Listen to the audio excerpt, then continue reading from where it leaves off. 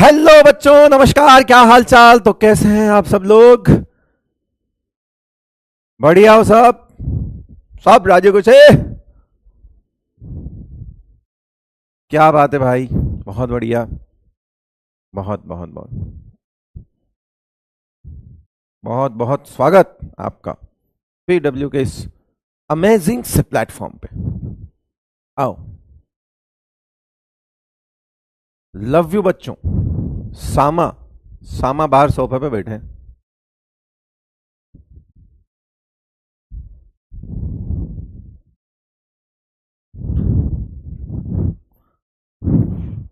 New hair style? नहीं नहीं, कुछ नहीं, ऐसे करके ऐसे कर दो, न्यू हो जाता है। फायदा होता है।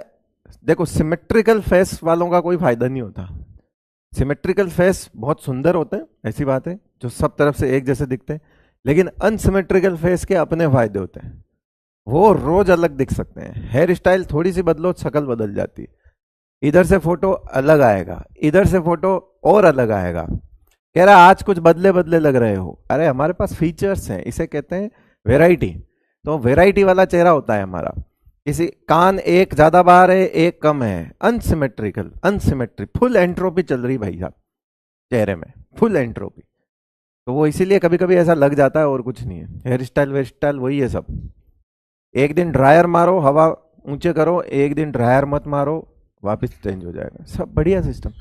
जो रोज एक जैसे दिखते हैं वो क्या ही दिखते हैं। समझ रहे हो? बस फिर आ जाओ, हो गई मजाक।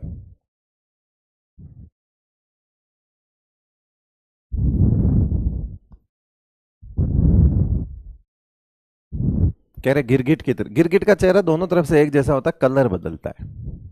ठीक है ना? बड़ा हो जा, बड़ा हो जा, गिरगिट दोनों तरफ से एक ही जैसा दिखता है। गिरगिट का तो कलर चेंज होता है, कलर, रंग बदलता है गिरगिट तो। शक्ल तो वही रहती। तेरे दूसरे गिरगिट आ रहे हैं क्या? तेरे को गिरगिट दूसरी तरफ से झिंगुर दिखता है क्या? है झिंगुर?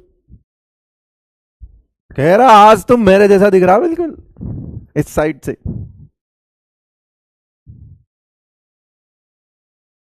कह रहे अमोइबा, एंट अमोइबा हिस्टोलाइटिका, अमीबियोसिस करके अमीबोइसिस हो जाएगा तेरे को। Sol gel, sol gel, sol gel. चलो शुरू करते हैं। हो गई? जुड़ गए लोग, आ भी गए होंगे। 2-5 मिनट लोग लेट हो जाते हैं, है ना?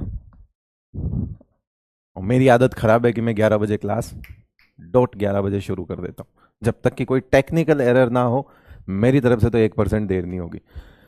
आओ तो शुरू करते हैं। आयोनाइजेशन एनर्जी, इसके अंदर हम काफी कुछ पढ़ चुके हैं बाय द वे। अब आज हम जो पढ़ने वाले हैं वो मैं बता देता हूं। इसके अंदर हम फैक्टर्स पढ़ेंगे सबसे पहले, फिर हम थोड़ी चर्चा करेंगे ये सेकंड आयोनाइजेशन एनर्जी का क्या सीन है।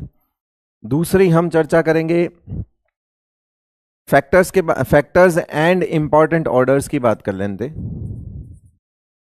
ठीक है? उसके बाद हम बात करेंगे एप्लीकेशंस। उसके बाद करेंगे हम ब्लॉक वाइज। इतना सब कर लेंगे क्या? हम हंस रहे हैं पीछे, मेरे को पता है।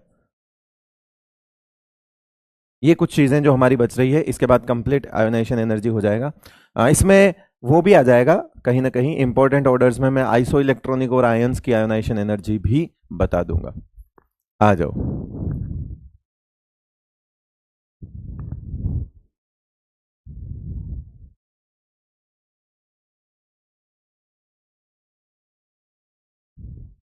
ब्रीदिंग प्रॉब्लम हो रही है किसी को? सांसों की आवाज आ रही है?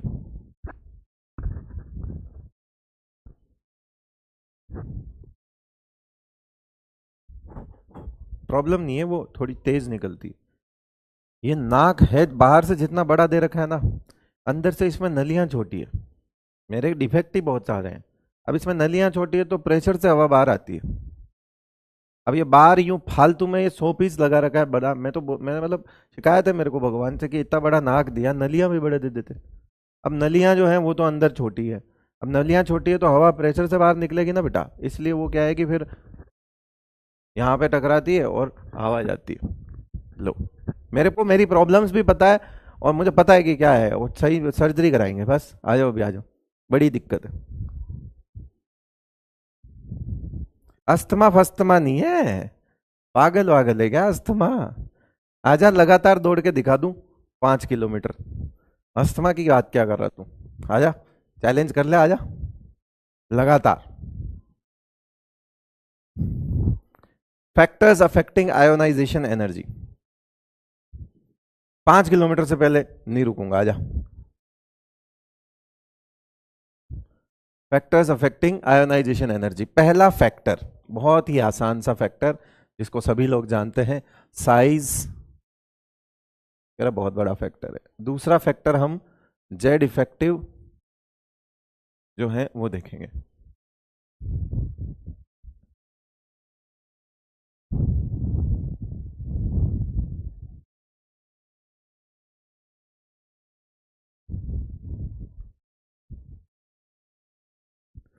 साइज जो है, एक कह रहा मैं 12 किलोमीटर, देख भाई मैं जितना दौड़ता हूं मैंने बता दिया, तो इसलिए 12 किलोमीटर दौड़ने वाले मेरे सामने ना आए, मैं हार जाऊंगा, है ना। साइज जो है वो देखो, ये रहा न्यूक्लियस। साइज कब बढ़ेगी? ऐसे करके बढ़ेगी। जब साइज बढ़ेगी तो बताओ, जो इलेक्ट्रॉन है वो डैडी जी से क्या होता जाएगा बेटा? दूर होता जाएगा। और जब डैडी जी से दूर होता जाएगा तो इस पर अट्रैक्शन क्या होगा? कम लगेगा। तो इसका रिमूवल क्या हो जाएगा? आसान हो जाएगा, राइट है। तो इसका मतलब है आयोनाइजेशन एनर्जी और साइज का रिलेशन उल्टा चलेगा कि नहीं चलेगा? चलेगा। साइज बढ़ेगी, आयोनाइजेशन एनर्जी क्या होगी बेटा? कम होगी। पढ़ाइए। हाँ, किरण सिंह को बहुत बड़ी तकलीफ हो रही है, पढ़ाइए। वैसे ये यूट्यूब पे जाके पूरा ड्रामा देख के आती है सबका, दूसरी कोचिंग का भी, जो जिसमें पैसे भी नहीं दिए इसने। पर यहां क्लास में 2 मिनट कोई मजाक कर रहा है, शायद सबसे कम ही करता हूंगा मैं तो, वो कह रहे उसको ज्ञान दे रहे हैं, पढ़ाइए। अच्छा, पढ़ाइए। तेरा पहले होगा क्या? जनवरी में है क्या एग्जाम नीट का तेरा? खबर कर ले। रोज करता हूं क्या? आधे आधे घंटे खड़े रह गए यहां, फालतू बात तो नहीं कर रहा कम से कम? अभी सीरियसली पढ़ाने बैठ गया ना किरण, तो किरण हो जाएगी तू। हाँ, ए किरण ले।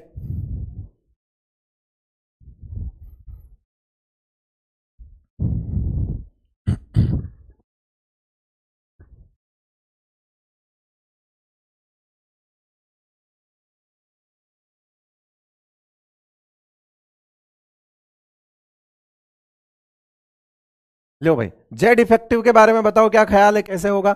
ये रहा न्यूक्लियस, ये रहा न्यूक्लियस, और ये रहा इलेक्ट्रॉन, ठीक है। जेड इफेक्टिव बढ़ेगा, अट्रैक्शन बढ़ेगा, अट्रैक्शन बढ़ेगा तो रिमूवल मुश्किल होगा, एनर्जी ज्यादा देनी पड़ेगी। दैट मीन्स हम लिख सकते हैं ionisation energy is directly proportional to Z effective. मगर सिर्फ यही दो फैक्टर होते तो मजे ही मजे, लेकिन सिर्फ ये दो फैक्टर नहीं होते, क्योंकि इलेक्ट्रॉन कहां होते हैं? ऑर्बिटल्स में। इलेक्ट्रॉन कहां होते हैं? ऑर्बिटल्स में, सबशेल्स में। क्या कभी आपने पहले सुना है कि सबशेल्स में half field stability, full field stability ये भी मैटर करती है? जो सबशेल्स फुल फील्ड हैं वो स्टेबल होते हैं, और जो सबशेल्स हाफ फील्ड हैं वो भी स्टेबल होते हैं। इसका मतलब हुआ कि इलेक्ट्रॉन रिमूवल में दो अड़चन और आ सकती है हमारे पास। एक तो मैं स्टेबिलिटी कह रहा हूं, एक तो मैं क्या कह रहा हूं बेटा? स्टेबिलिटी कह रहा हूं। तो इसका मतलब है सबशेल्स की स्टेबिलिटी और सबशेल्स की न्यूक्लियस के रिस्पेक्ट में पोजीशन, कि वो न्यूक्लियस से कितना दूर है, न्यूक्लियस से कितना पास है, ये दो फैक्टर्स भी और लगने वाले हैं। और उन्हीं दो फैक्टर्स की वजह से ये वाले फैक्टर्स में थोड़ा बहुत चेंज आएगा। मेरी बात समझो, सिर्फ साइज और जेड इफेक्टिव अगर फैक्टर होते तो हमें दिक्कत ही नहीं होती, हम बोलते टॉप टू बॉटम साइज बढ़ती है, आयोनाइजेशन एनर्जी कम हो जाएगी। ठीक है भाई, तो नॉर्मल तो यही होना चाहिए। ये दो फैक्टर्स सिर्फ जनरल ट्रेंड को बताते हैं। उसी तरह से लेफ्ट टू राइट हम बोलते जेड इफेक्टिव बढ़ता है तो आयोनाइजेशन एनर्जी भी क्या होगी? बढ़ेगी। मगर लेफ्ट टू राइट के अंदर कुछ चीजें चेंज होगी, लेफ्ट टू राइट के अंदर कुछ चीजें चेंज हो सकती हैं। उन्हीं में से कुछ फैक्टर्स मैं यहां पे लिखने वाला हूं बेटा, उन्हीं में से कुछ फैक्टर्स मैं यहां लिखने वाला हूं। पहला फैक्टर है स्टेबिलिटी ऑफ, या डायरेक्ट लिख दीजिए स्टेबल कॉन्फ़िगरेशन, आप डायरेक्ट लिख सकते हैं। तीसरा उसके अंदर स्टेबल कॉन्फ़िगरेशन, और चार लिखूंगा मैं, 1 हो गया, 2 हो गया, 3 हो गया और चौथा भी लिखूंगा। चारों फैक्टर्स को मिलाकर हमें एक कंप्लीट ऑर्डर, मैं आपको सेकंड पीरियड का भी लिख के दिखाऊंगा, मैं आपको थर्ड पीरियड का भी लिख के दिखाऊंगा। करेक्ट है? कोई तकलीफ तो नहीं है इस चीज से? तो स्टेबल कॉन्फ़िगरेशन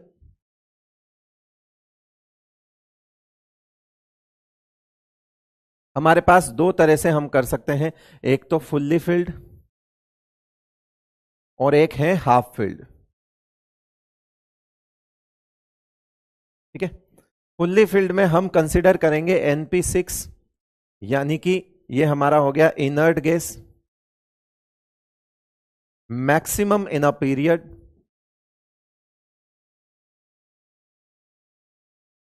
मैक्सिमम आयोनाइजेशन होता है इसका पीरियड में, है ना? Maximum ionisation in a period, पूरा लिख दो, maximum ionisation energy in a period किसकी होगी बेटा? इनर्ट गैस की होगी। रीजन क्या होगा? Fully filled. ठीक है बेटा? ठीक है। हाफ फिल्ड बोले तो NP3 को कंसिडर करेंगे, है ना? NP3 को कंसिडर करेंगे मोर देन एडजेसेंट, मोर देन एडजेसेंट NP4 कॉन्फ़िगरेशन।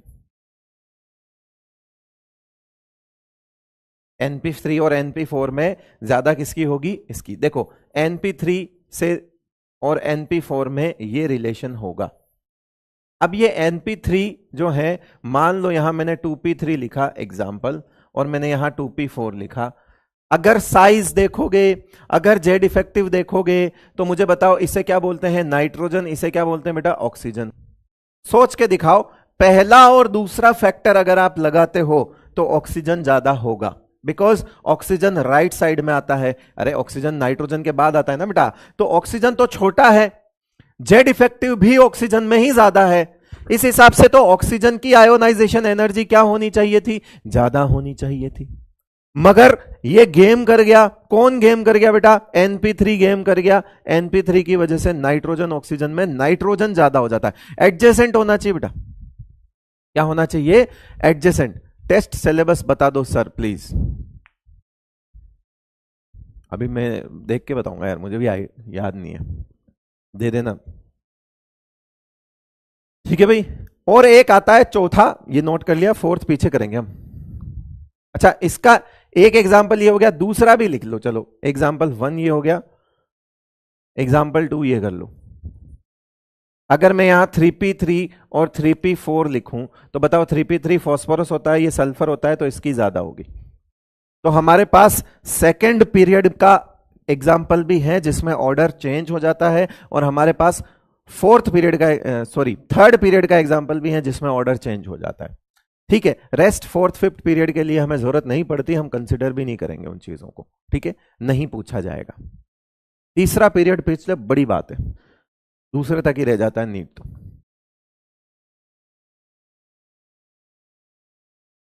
ठीक है भाई, वॉइस नो क्लियर?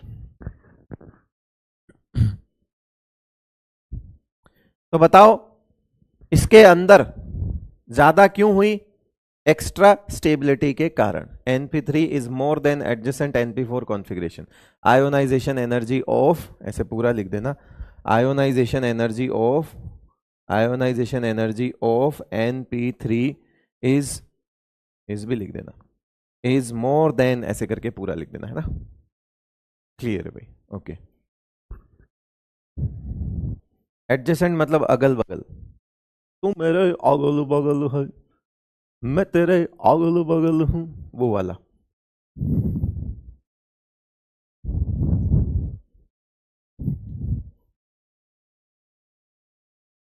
नेक्स्ट आएगा fourth, penetration power.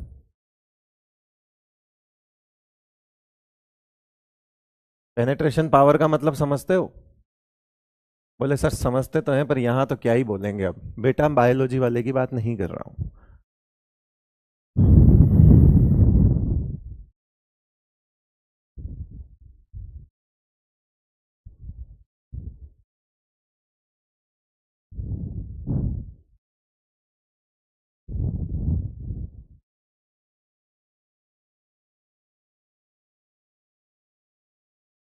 Penetration power, penetration power जो है उसका मतलब है यहां पर हमें कहां तक पेनेट्रेट करना है। ये एक एटम है, ठीक है, हमें पेनेट्रेट करके अंदर पहुंचना है न्यूक्लियस तक। तो किसको पेनेट्रेट करना है? सब शेल्स को। किसकी पावर होगी ये? पेनेट्रेशन पावर ऑफ सब शेल्स, पेनेट्रेशन पावर ऑफ सब शेल्स। ठीक है बेटा, पेनेट्रेशन जो है वो क्या करना है? यहां से पेनेट्रेट करना है। अब मैं यहां पर एक ऑर्डर लिख रहा हूं जो कि पेनेट्रेशन पावर का रिजल्ट है। मैं एक ऑर्डर लिख रहा हूं, वो ऑर्डर है कि शेल नंबर सेम हो तो N S, N P, N D और N F shell number same होना चाहिए। जिस तरह से हमने स्क्रीनिंग का ऑर्डर देखा, वहां पर भी हमने एक ही शेल की डिफरेंट सब शेल्स का ऑर्डर देखा और वो ऑर्डर भी सेम था। उसी तरह से पेनेट्रेशन भी एक ही शेल की डिफरेंट सब शेल्स का देखा जाता है और देखा गया कि अगर यहां पर 4s, 4p, 4d, 4f अगर आप देखोगे तो जाहिर सी बात है 4s जो है वो अंदर होगा। अरे भाई एक सेकेंड मेरी बात सुन, मैं समझाता हूं। मान ले यहां पर n is equal to 1, n is equal to 2, n is equal to 3 और मैं इसकी बात कर रहा हूं n इज इक्वल टू 4। अब मान ले मैंने यहां पे 4th नंबर शेल ले ली मान ले, ठीक है। तो 4th नंबर शेल दिखने को तो यहीं पे दिख रही है। बोले सर पूरी की पूरी शेल ही यही है, बट इस शेल के अंदर डिफरेंट सब शेल भी तो है। इसके अंदर 4s भी होगा, 4p भी होगा, 4d भी होगा और 4f भी होगा और उनकी भी पोजीशंस होंगी, उनकी भी कुछ तो पोजीशंस होंगी। अब हम तो खाली बाहर वाला कमरा देख रहे हैं, अब कमरे के अंदर भी कमरे होंगे और उनकी न्यूक्लियस से क्या डिस्टेंस होगी वो भी एक अलग मैटर है। वो होता है पेनेट्रेशन। वो क्या होता है बेटा? पेनेट्रेशन। अब ये एस हम सभी जानते हैं कि अगर इसमें से मैं न्यूक्लियस की डिस्टेंस का पता करूं तो 4s सबसे ज्यादा नजदीक होगा। अभी दिखने में ये एनर्जी लेवल एक ही दिख रहा है ना पूरा, मगर 4s सबसे ज्यादा नजदीक होगा। 4p अंदर जो सबशेल है वो और दूर होगी और ये सब इसी एनर्जी शेल की सब शेल्स हैं। तो हम तो केवल यहां पे शेल नंबर देख रहे हैं, तो हमें लगता है कि एक पास है, दो दूर है, तीन दूर है और चार दूर है, मगर इस चार के अंदर भी तो छोटी छोटी चीजें हैं और उनकी भी तो न्यूक्लियस से जो डिस्टेंस है वो अलग अलग है। और हमें पता है कि एस न्यूक्लियस के सबसे ज्यादा पास है, यानी एस की पेनेट्रेशन सबसे ज्यादा है। एस की पेनेट्रेशन जो है वो क्या है बेटा? सबसे ज्यादा है। सो मैंने जो ऑर्डर लिखा है वो रिजल्ट है पेनेट्रेशन पावर का। तो सर ये पेनेट्रेशन पावर वगैरह कैसे निकलती? तो बेटा एटॉमिक स्ट्रक्चर में एंगुलर नोड, रेडियल नोड, ये सब पढ़े थे ना आपने। तो अगर मान लो न्यूक्लियस का काम क्या है? इलेक्ट्रॉन को खींचना। मेरी बात को समझना, मैं फील करवा देता हूं, बाकी छोड़ो गोली मारो। क्यों ये पेनेट्रेशन पावर ऐसी होती है? पहली बार इस साल लेक्चर में मैं बता रहा हूं, वैसे तो मैं नहीं बताता हूं, याद कर लेता हूं। मुझे बताओ, ये रहा न्यूक्लियस में, ये रहा न्यूक्लियस, इसका काम है इलेक्ट्रॉन को खींचना और ये जो है रोटीनी है, एनएस जो है वो सबशेल है। एनएस सबशेल जब इसके सामने आएगा इस तरह से, ठीक है, तो सब जगह इलेक्ट्रॉन डेंसिटी होगी, बिकॉज इसके अंदर जो नोडल प्लेन है वो है ही नहीं। अब ये यहां पर खींचने के लिए बैठा है, समझना मेरी बात को। और किसको खींचता है? ये इलेक्ट्रॉन डेंसिटी को खींचता है। अब सामने तुम ऐसा कुछ चीज लेके आओगे, ऐसा जिसमें इलेक्ट्रॉन की डेंसिटी हर जगह है,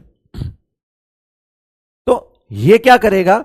इसको ज्यादा अट्रैक्ट करेगा, क्योंकि ऐसी कोई जगह ही नहीं है इसमें जहां पर अट्रैक्शन ना लगे, क्योंकि हर जगह इलेक्ट्रॉन डेंसिटी है। तो यूं मान के चलिए उस पूरे के पूरे को पकड़ के खींच लेगा अपनी तरफ, और जब अपनी तरफ खींच लेगा तो पेनेट्रेशन ज्यादा अंदर तक होगा, ये ज्यादा अंदर तक जाएगा न्यूक्लियस के पास। कह रहे सर आपकी सांसें सुनाई दे रही है। अच्छा बताओ इससे ज्यादा क्या होगा? और तो क्या होगा? ये तो हम डायलॉग मारते हैं इसी को। तुम्हारी सांसें भी मुझे सुनाई देती है जब मैं अकेला होता हूं, तो तुम यहां रियल महसूस करो, सही में सुनाई दे रही है। इससे अच्छा क्या होगा? सोचो इस बात को, मजा आएगा कि नहीं आएगा? आ रहा है मजा? तो सुनते रहे, गिन लियो। लास्ट में पूछूंगा आज कितनी सांसें ली है मैंने, गिनना जरूर। आज के लेक्चर की सांसें बता।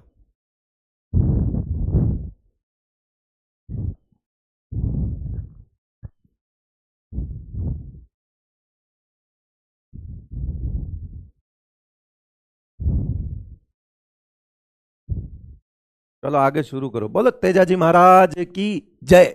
आयो, आज तेजा वीर तेजाजी जयंती है।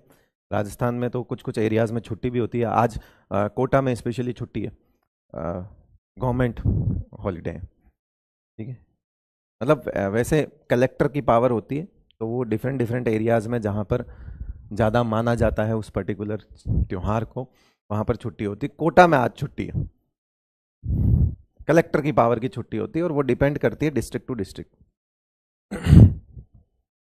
तो चलो आ जाओ।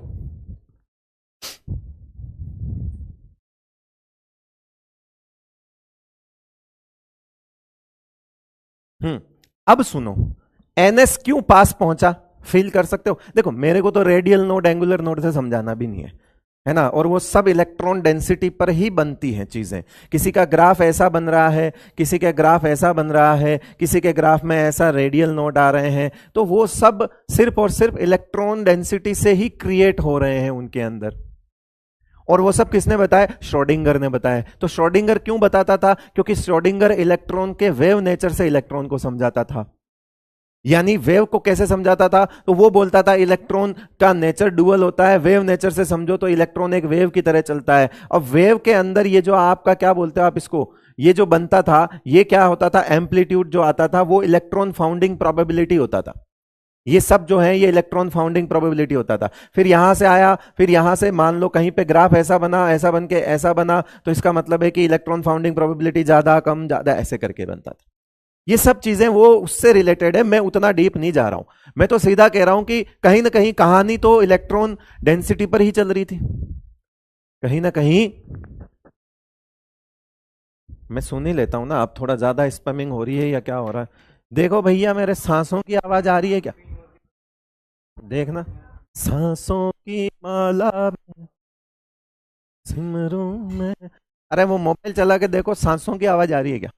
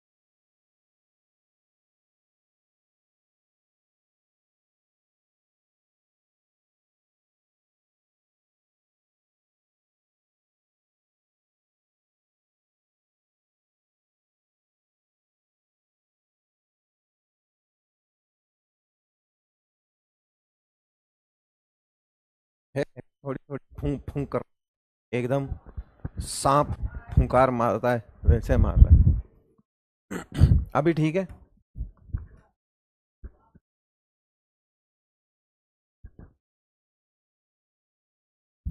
हाँ जी, अब ठीक है। अब थोड़ी आवाज कम हो सकती है, आवाज नीचे। हाँ मैंने माइक ऊपर कर दिया, अब आवाज नीचे रह गई, माइक ऊपर है। ठीक है, चलो आ जाओ। तो ये एनएस जो है वो इसको अंदर तक पेनेट्रेट करेगा, एनएस अंदर तक पेनेट्रेट होगा। अब मान लो पी आया, पी पी तो पी में क्या है कि इलेक्ट्रॉन डेंसिटी थोड़ी सी फैली हुई है। तो कुछ एरिया ऐसा भी है जहां पर इलेक्ट्रॉन है नहीं, तो ये उसको ऐसे पकड़ के खींचेगा, और जब ऐसे पकड़ के खींचेगा मान ले, तो वो उतना ज्यादा पास नहीं आ पाएगा, क्योंकि हर जगह इलेक्ट्रॉन डेंसिटी नहीं है। सेम चीज अब आगे मैं कुछ नहीं बोलूंगा। इस तरह से जब ये इनकी साइज और इनकी इलेक्ट्रॉन डेंसिटी इनके डिफ्यूज्ड शेप पर डिपेंड करता है सब कुछ। तो कहीं ना कहीं पेनेट्रेशन पावर बहुत तगड़े तगड़े फॉर्मूले लग के और पता नहीं कैसे कैसे निकलता होगा, हमें उससे नहीं मतलब। मैंने कोई बहुत बड़ा कॉन्सेप्ट नहीं बताया, मैंने सिर्फ छोटी सी चीज को, मतलब बहुत बड़ी सी चीज को छोटी सी बात से फील करवा दिया है कि ये भाई साहब अंदर क्यों है। और अगर नहीं भी करवाता तो हर कोई बता देगा कि एस न्यूक्लियस के पास होता है।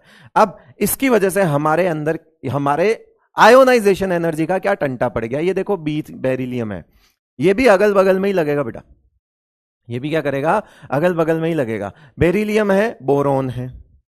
अब बेरिलियम जो है वो 2s2 होता है और ये 2p1 होता है। अब देखो क्या शेल नंबर सेम है, क्या शेल नंबर सेम है। मैं सबसे आखिरी इलेक्ट्रॉनिक कॉन्फ़िगरेशन लिखता हूं, क्या शेल नंबर सेम है। अब शेल नंबर सेम में एस और पी में से एस न्यूक्लियस के पास होता है, तो इसका ज्यादा होगा। यानी कि हम इन जनरल हम यहां लिख सकते हैं, इन जनरल हम लिख सकते हैं कि जो NS2 और NP1 होता है ना बेटा, उसमें NS2 की आयोनाइजेशन एनर्जी ज्यादा होती है। जबकि अगर तुम साइज वाला मैटर देखोगे तो बोरोन छोटा है। जबकि अगर तुम जेड इफेक्टिव वाला, रहने दो अब तो सही है, मैंने ऊपर कर लिया माइक, कोई दिक्कत नहीं। माइक ऊपर, आवाज नीचे। ब्लूटूथ माइक यूज कीजिए, फिर तो बिल्कुल आवाज नहीं आएगी। रेडिएशन से जितना दूर रहना रह सको रहो। वायरलेस चीजें जितनी कम यूज कर सको करो। समझदार हो, साइंस पढ़ते हो, नुकसान भी पता ही होंगे फायदे के साथ साथ, है ना। वायर्ड चीजें ज्यादा यूज करो बिकॉज वो इन चीजों से थोड़ा कम रेडिएशंस होते हैं। कोशिश करो। ये टेक्नोलॉजी यहां लगा के हेडफोन मेरे पास भी है, मैं भी लगाता हूं, पर मुझे चीजों का पता है, फिर मैं वो पूरे दिन लगा के नहीं रखता हूं, है ना। जब भी मोबाइल यूज नहीं कर रहे हो, अपना ब्लूटूथ बंद करो, अपना वाईफाई बंद करो, है ना, अपना नेट भी बंद करो अगर यूज नहीं कर रहे हो तो, हमेशा याद रखो। और फिर कौन से मंत्री हैं अपन, हैं कौन से मंत्री हैं बताओ ना। पूरे दिन में कुछ घंटे ऐसे भी निकालो कि साला मोबाइल ही बंद रखो। मैं तो रखता हूं भाई, कोई है तो नहीं, कोई समाज सेवी तो है नहीं, कोई मंत्री है नहीं, कोई ऐसे तो है नहीं कि अपने करोड़ों का कारोबार चल रहा है जो फोन से ही चल रहा है, कुछ नहीं हो रहा था। बंद कर दो यार उस बीमारी को, बीमारी यही है। लेकिन क्या है कि नीड है आजकल के जमाने की, तो लेके भी घूमना पड़ता है, हर चीज इसी से होती है तो क्या करें, करना भी पड़ता है। मगर होंगे कुछ घंटे ऐसे कि साला बंद करके सो जाओ, फ्री, बता रहा हूं मैं। करके देखो मस्त, ना तो आदत पड़ेगी। वो आजकल एक नई बीमारी भी आई, कल परसों अखबार में देखा मैंने, 2-4 दिन पहले अखबार में भी आया था। इसका एक कोई अलग टाइप का फोबिया निकल गया। यानी कि आपके पास अगर आपका मोबाइल 10 मिनट नहीं रहता है तो आपको एक अलग तनाव महसूस होता है और घबराहट होती है। घर से नीचे आ गए, ओ शिट मोबाइल वहीं भूल गया, घबराहट हो गई। अरे तो क्या हो गया यार, भूल गया ना। ये नहीं देख रहा है तू कि तू पैंट पहनना भी भूल गया, उसकी तो चिंता हो नहीं रही, चड्डे में आ गया नीचे, उसकी चिंता नहीं हो रही है। किसकी हो रही है, मोबाइल भूल गया। समझ रहे हो। तो जब यूज नहीं है बंद करो, बंद। अभी सही हो गया। अब फूफा नहीं आएगा है, और फूफी, फूफा फूफी दो ही नहीं, दोनों नहीं आएंगे। अच्छा अच्छा फिर ठीक है। अब आओ, अब कोई भी फूफा और फूफी की आवाज नहीं आएगी मेरे माइक में से। जो टेक्नीशियन है उन्होंने बिल्कुल सही कर दिया है। इसी तरह से ये सेकंड पीरियड का गेम है तो थर्ड पीरियड का भी गेम होगा बेटा, मैग्नीशियम और एल्यूमिनियम। मैग्नीशियम आपका 3s2 होता है, ये 3p1 होता है, ये ज्यादा होगा।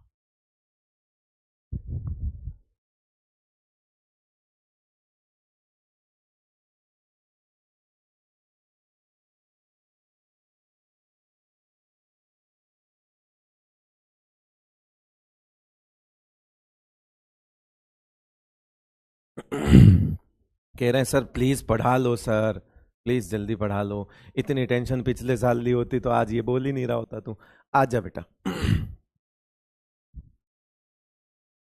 यहाँ के 5 मिनट इन्हें मुश्किल लग रहे हैं, पूरे दिन रील देखेंगे वो नहीं लगेंगे इनको, 2 घंटे रील के खराब कर देंगे वो नहीं दिख रहा इनको, चैट कर लेंगे दोस्तों से वो नहीं दिखेगा इनको।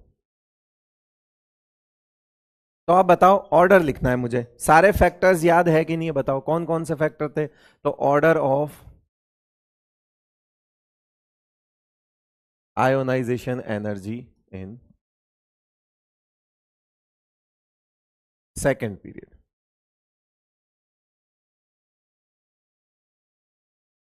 लिखो पूरा सेकेंड पीरियड फटाफट, और फिर थर्ड पीरियड।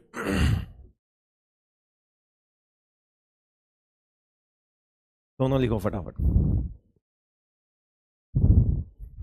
सर आप कौन सी आयोनाइजेशन एनर्जी को कंपेयर कर रहे हो, फर्स्ट या सेकंड? बेटा जब तक कुछ नहीं लिखा है वो फर्स्ट है ना, तो टेंशन नहीं लेनी। सिर्फ आयोनाइजेशन एनर्जी लिखा है दैट मीन्स वो पहली है। और याद रखना बेटा, जब तक दूसरी नहीं आती पहली को कोई पहली थोड़ी कह रहा होता है, वो तो नॉर्मल वही होती है ना। समझदार है तू, अब तो समझ गया होगा। दूसरी के आने पर पहली को भी पहली बोलना पड़ता है। तो इसका मतलब है जब कुछ नहीं होना, तो कुछ नहीं लिखा होता, तो पहली ही है बेटा वो, है ना। तो जब तक एक होती है, जब तक एक की बात होती है, तो बाय डिफॉल्ट वो पहली ही होती है। यानी कि सिर्फ आयोनाइजेशन एनर्जी लिखा होगा तो उसे पहली ही मानना है, ज्यादा दूसरी का दिमाग नहीं लगाना।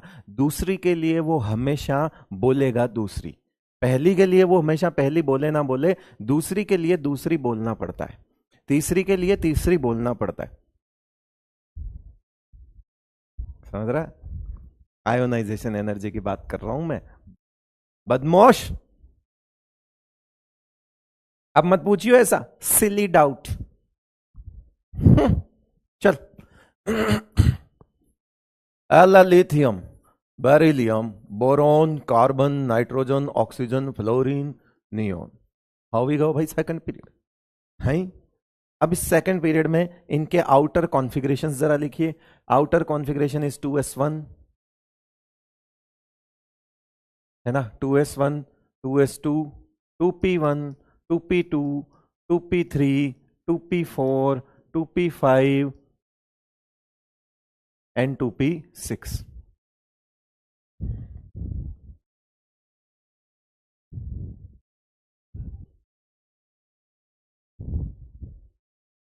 ठीक है भाई। अब देख, जनरली तो लेफ्ट टू राइट इंक्रीज होती है, ठीक है। तो हमको पता है इससे ज्यादा ये होगा, इससे ज्यादा ये होगा, इससे ज्यादा ये होगा, इससे ज्यादा ये होगा। अब याद रखो कहां कहां ये था, ये है तो ज्यादा ही, मगर रीजन है fully filled, maximum ionisation energy. ठीक है भाई। और अगर मैं यहां पे हीलियम लिख दूं, हीलियम ऐसे ऐसे, तो हीलियम की इससे भी ज्यादा होगी, क्योंकि वो n इज इक्वल्स टू 1 है। तो maximum in a periodic table, maximum ionisation energy in a periodic in periodic table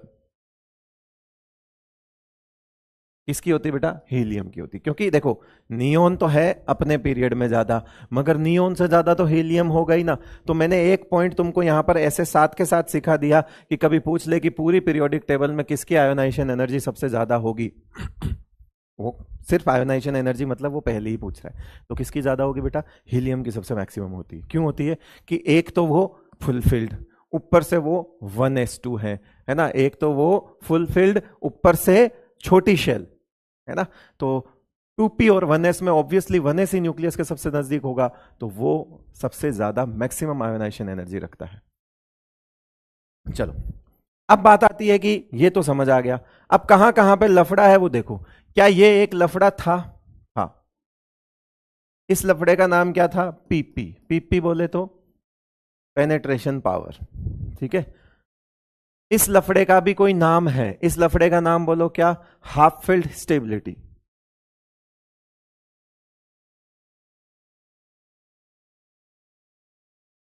तो अपन ने चारों फैक्टर को ध्यान में रखते हुए क्या ऑर्डर लिख दिया बेटा, और उसके अंदर पीपी का भी ध्यान रखा है, हाफ फील्ड का भी ध्यान रखा है, फुल फील्ड का भी ध्यान रखा है। फुल फील्ड का ध्यान नहीं भी रहेगा तो भी आप इंक्रीज करते हुए ही चलोगे, तब भी गलत नहीं होगा। बट द रीजन ये ध्यान रखना, नियोन को कभी ऐसा मत बोल देना कि नियोन की साइज सबसे छोटी है इसीलिए उसके अंदर फुल फील्ड, इसीलिए उसकी जो आयोनाइजेशन एनर्जी है वो सबसे ज्यादा है, नहीं इसकी साइज से नहीं है, साइज देखोगे तो इसकी तो वंडरवॉल रेडियस है, सबसे बड़ा हो गया है तो फिर इस हिसाब से तो, मगर इसके फुलफिल्ड कॉन्फ़िगरेशन की वजह से वो मैक्सिमम है।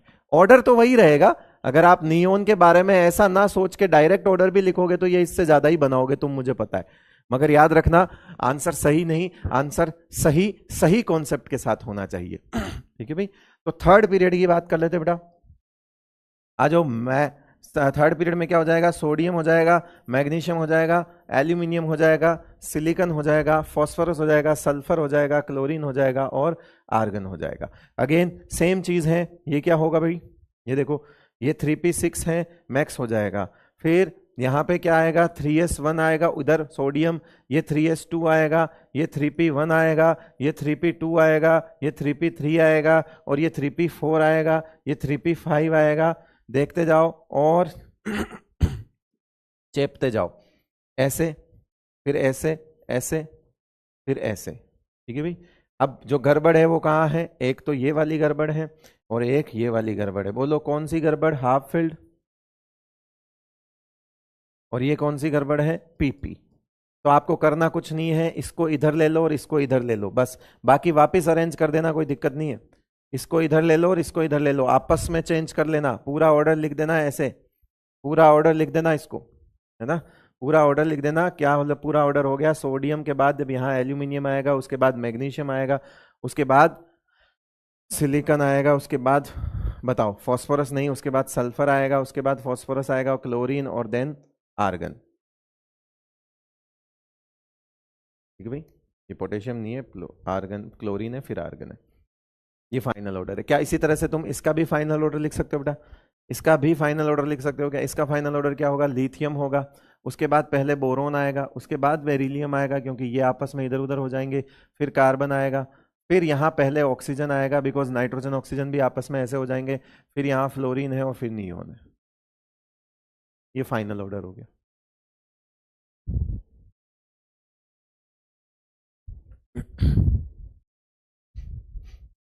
समझ गए भाई,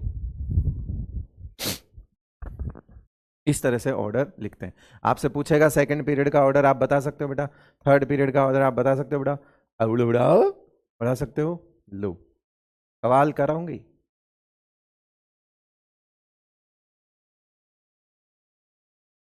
If the graph is plotted between atomic numbers and the ionization potential, which group of element occupy the lowest position on the curve? अभी जो दो पीरियड लिखाए हैं उससे दिमाग लगाओ।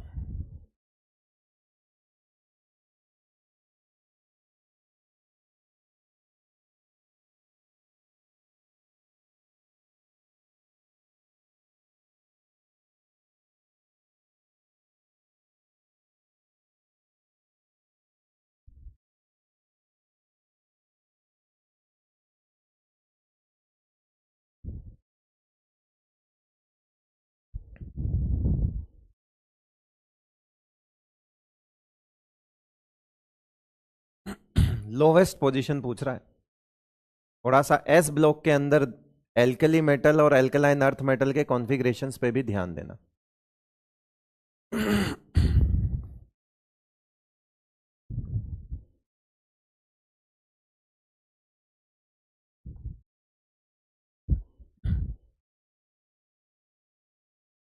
लोवेस्ट पूछ रहा है बेटा, वापस पढ़ ले। जिन जिन बच्चों की सवाल पढ़ने में गलती होती है उन बच्चों को हिदायत दे रहा हूं कि सवाल दो बार पढ़ना शुरू करो। है 40% लोगों ने ये दिया, देखो 40% लोगों ने, देख रहे हो, नशे करके आते हैं, नशे, सिर्फ नशे। अरे भाई अगर मैं एक ब्रह्मास्त्र बना दूं, अगर मैं एक ब्रह्मास्त्र बना दूं, जो कि ब्रह्मास्त्र क्या है अभी बताता हूं, लो अगर मैं एक ब्रह्मास्त्र बनाऊं तो किसी पीरियड के लिए,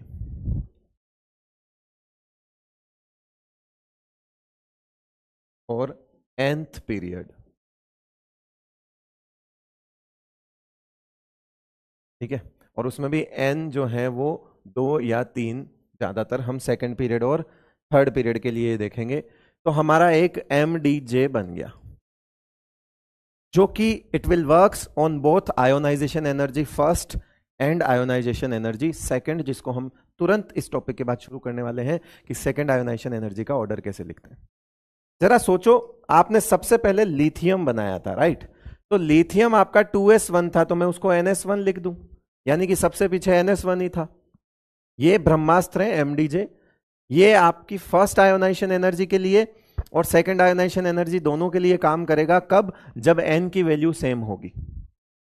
ठीक है, n की वैल्यू या तो दूसरा पीरियड लिखो या तीसरा पीरियड लिखो। अब उनके एलिमेंट्स की आप पहली आयोनाइजेशन एनर्जी लिखो या दूसरी आयोनाइजेशन एनर्जी को, दोनों में यही ब्रह्मास्त्र काम आएगा। उसके बाद आपने NP1 कर दिया, था यहां पे NS2, मगर NP1 और NS2 के अंदर जो लग गया वो PP लग गया, तो हमारा ऑर्डर ऐसा हो गया था। यानी कि हमने यहां लिथियम रखा था 2s1, फिर यहां हमने बोरोन लिखा था जो कि 2p1 था, फिर यहां पे हमने बेरिलियम लिखा था। उसके बाद हमने आगे बोलते जाओ, क्या हमने NP2 लिखा था, उसके बाद हमने यहां पे NP4 कर दिया था और उसके बाद NP3 लिखा था। और ये जो रीजन था यहां पे 4 और 3 को उल्टा होने में, वो हाफ फिल्ड था।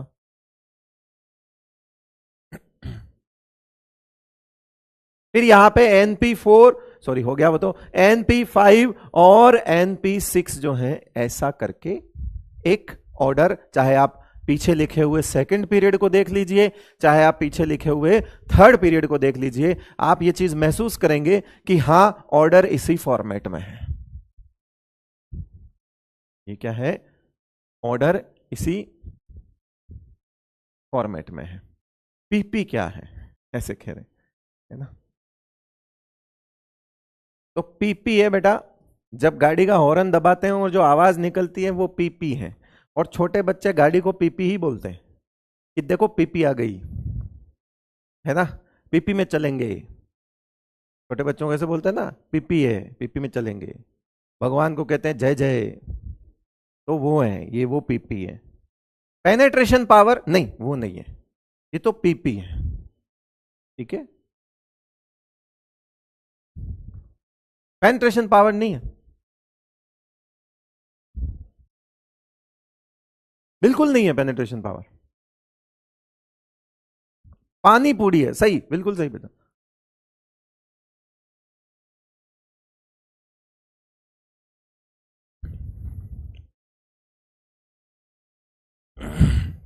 चल भाई, अब इस ब्रह्मास्त्र का इस्तेमाल करो और इस ब्रह्मास्त्र का एक ग्राफ बनाओ।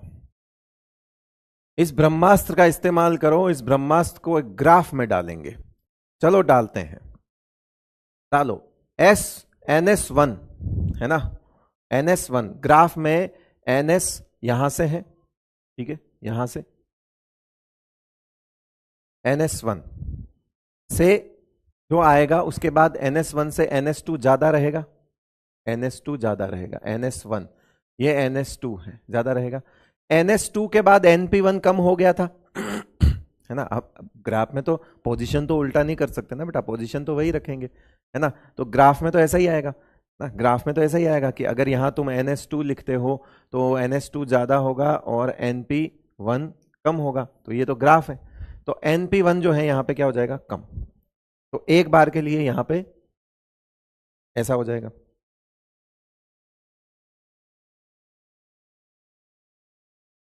ऐसा। फिर P1 से P2 वापस ज्यादा हो जाएगा, P2।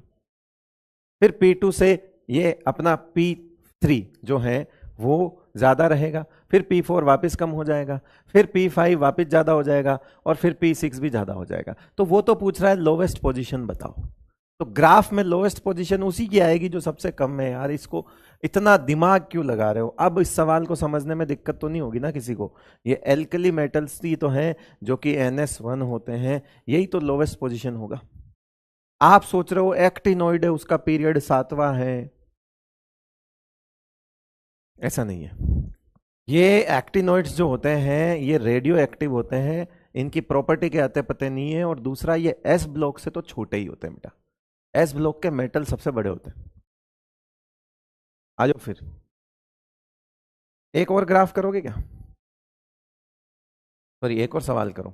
यस, पोल पोल पोल।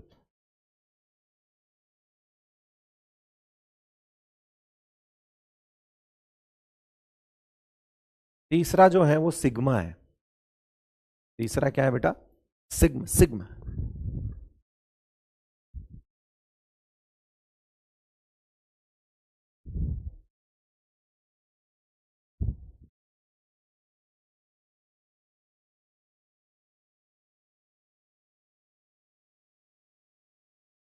ग्राफ भी तो बनता है, आगे बना हुआ है, अपने आप बता दूंगा।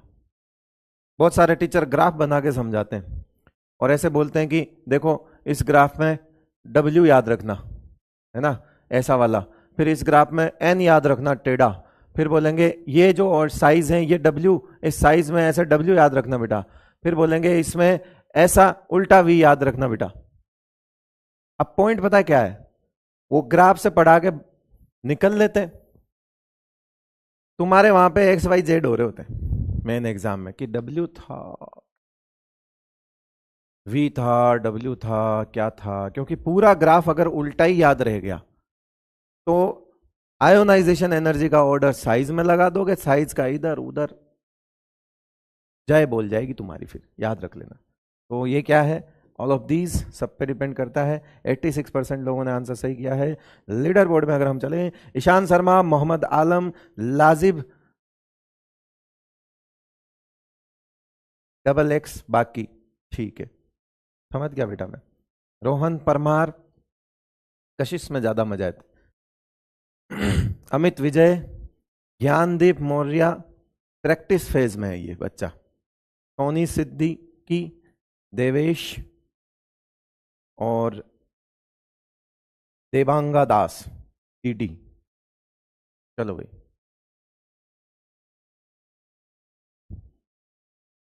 बधाई सबको।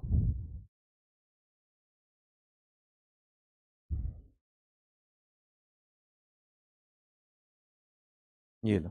अब तुम बोलोगे ये तो आपने लिखवाया ही नहीं, तो मैं बोलूंगा ये सिग्मा होता है ना, तो मैं बोलूंगा मैंने जेड इफेक्टिव लिखवाया है।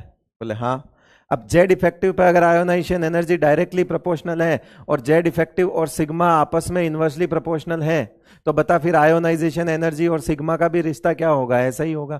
तो इसमें क्या मतलब, क्या क्या क्या क्या इसमें क्या सिखाऊं है? ठीक है, मजबूर करते हो तुम ओवर एक्टिंग करने पे, भाई सकट। फिर आता है यहां पे हमारे पास और सेकेंड आयोनाइजेशन एनर्जी ऑर्डर। ये देखो सेकेंड आयोनाइजेशन एनर्जी ऑर्डर सिर्फ गलती से कभी पूछ ले तो एक अलग बात है, वैसे पूछा नहीं जाएगा। How to write IE2 order. पहली चीज IE2 का मतलब बताओ। पहली चीज IE1 मने इलेक्ट्रॉन फर्स्ट, है ना, first electron removal process. IE2 मने second electron removal process. IE2 का मतलब यह नहीं होता कि दो निकल चुके हैं। अरे बेटा दो निकल चुके हैं और फिर निकाल रहा है तो वो तीसरी आयोनाइजेशन एनर्जी है। यही बच्चों का बहुत बड़ा कंफ्यूजन होता है, इसलिए मैंने ये खुद बच्चों वाली हरकत करी है और पहले लिख दिया, यानी कि यहां पे एक निकल चुका है।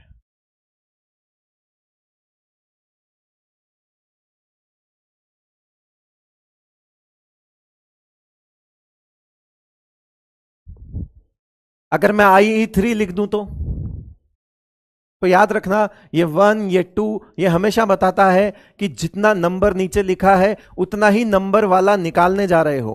IE2 बोल रहे हो मतलब दूसरा निकालने जा रहे हो।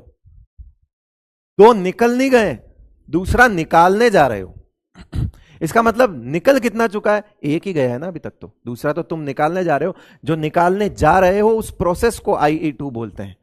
IE2 का सबसे बड़ा कंफ्यूजन बच्चों के दिमाग में, मैं कह रहा हूं बड़े बड़े सवाल मैं यहां करवा देता हूं, उन्हें समझ में भी आ जाता है। फिर वो एक दिन बैठ के गलत कर रहे होते हैं, उन्हें लगता है कि IE2 का मतलब है दो निकल चुके हैं। अरे नहीं नहीं, दो निकल गए तो तू तो तीसरा निकालने जाएगा ना, तीसरा निकालने जाएगा तो वो आयोनाइजेशन एनर्जी थर्ड होगा बेटा। इसलिए याद रखना जितना नंबर उसके नीचे मेंशन है वो नंबर ही, है ना, उतने नंबर के इलेक्ट्रॉन निकालने का प्रोसेस है। जैसे IE2 बोलता है तो 2 बोलने का मतलब है दूसरा निकालने जा रहे हो। अब जब दूसरा निकालने जा रहे हो तो दो निकलेंगे थोड़ी, एक निकला होगा।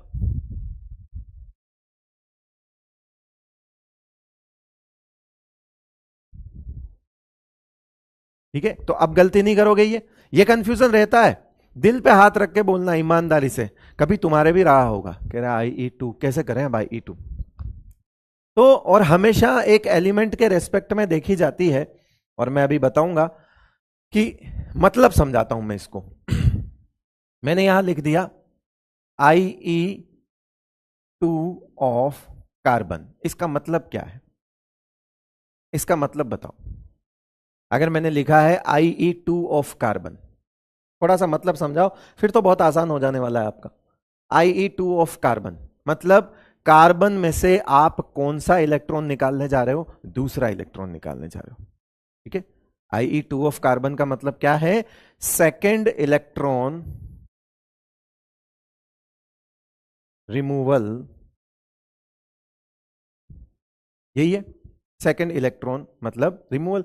ऐसा हो गया, तो मैं क्या ऐसा लिख सकता हूं तो मैं ऐसा लिख सकता हूं कि ये रहा कार्बन, ये रहा कार्बन प्लस, और यहां से बनेगा कार्बन 2 प्लस। ऐसे समझना मेरी बात को। इसको तुम IE1 बोलोगे, तुमको कल रिश्तेदारियां समझाई थी ना, अभी तुमको ये चीज नहीं समझ आएगी, ऐसा हो ही नहीं सकता। तुम इसको क्या बोलोगे, IE1 ऑफ कार्बन, यही बोलोगे तुम, IE1 ऑफ कार्बन। फिर तुम यहां क्या बोलोगे इसको, IE2 ऑफ कार्बन। अरे भाई उसके रेस्पेक्ट में पहला और उसी के रेस्पेक्ट में दूसरा, मगर अगर इसको पहले IE1 के रेस्पेक्ट में बोलना हो तो क्या करोगे फिर? मैं उसकी दूसरी लिखूं या इसकी पहली लिखूं, बात तो एक ही है ना बेटा। तो याद रखना, इसको एक और नाम दे सकते हैं ना बेटा, IE1 ऑफ C प्लस, यार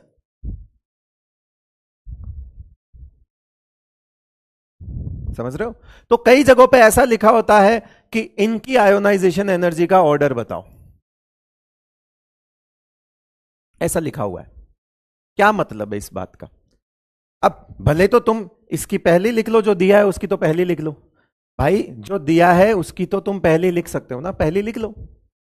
ये लिखा हुआ है ये। इसका मतलब क्या है, कार्बन की दूसरी होगी कि नहीं होगी? कार्बन के रेस्पेक्ट में सोचो, कार्बन की तो दूसरी हो गई ये वाला, इसकी आयोनाइजेशन एनर्जी का ऑर्डर लिखना है, मतलब तुमको कार्बन की आयोनाइजेशन एनर्जी का ऑर्डर लिखना है। तो तुम चाहे इनकी आयोनाइजेशन एनर्जी ऑर्डर लिख दो या कार्बन नाइट्रोजन की आयोनाइजेशन एनर्जी 2 का ऑर्डर लिख दो, सेम ही है दोनों, दोनों सेम है, दोनों चीजें सेम है।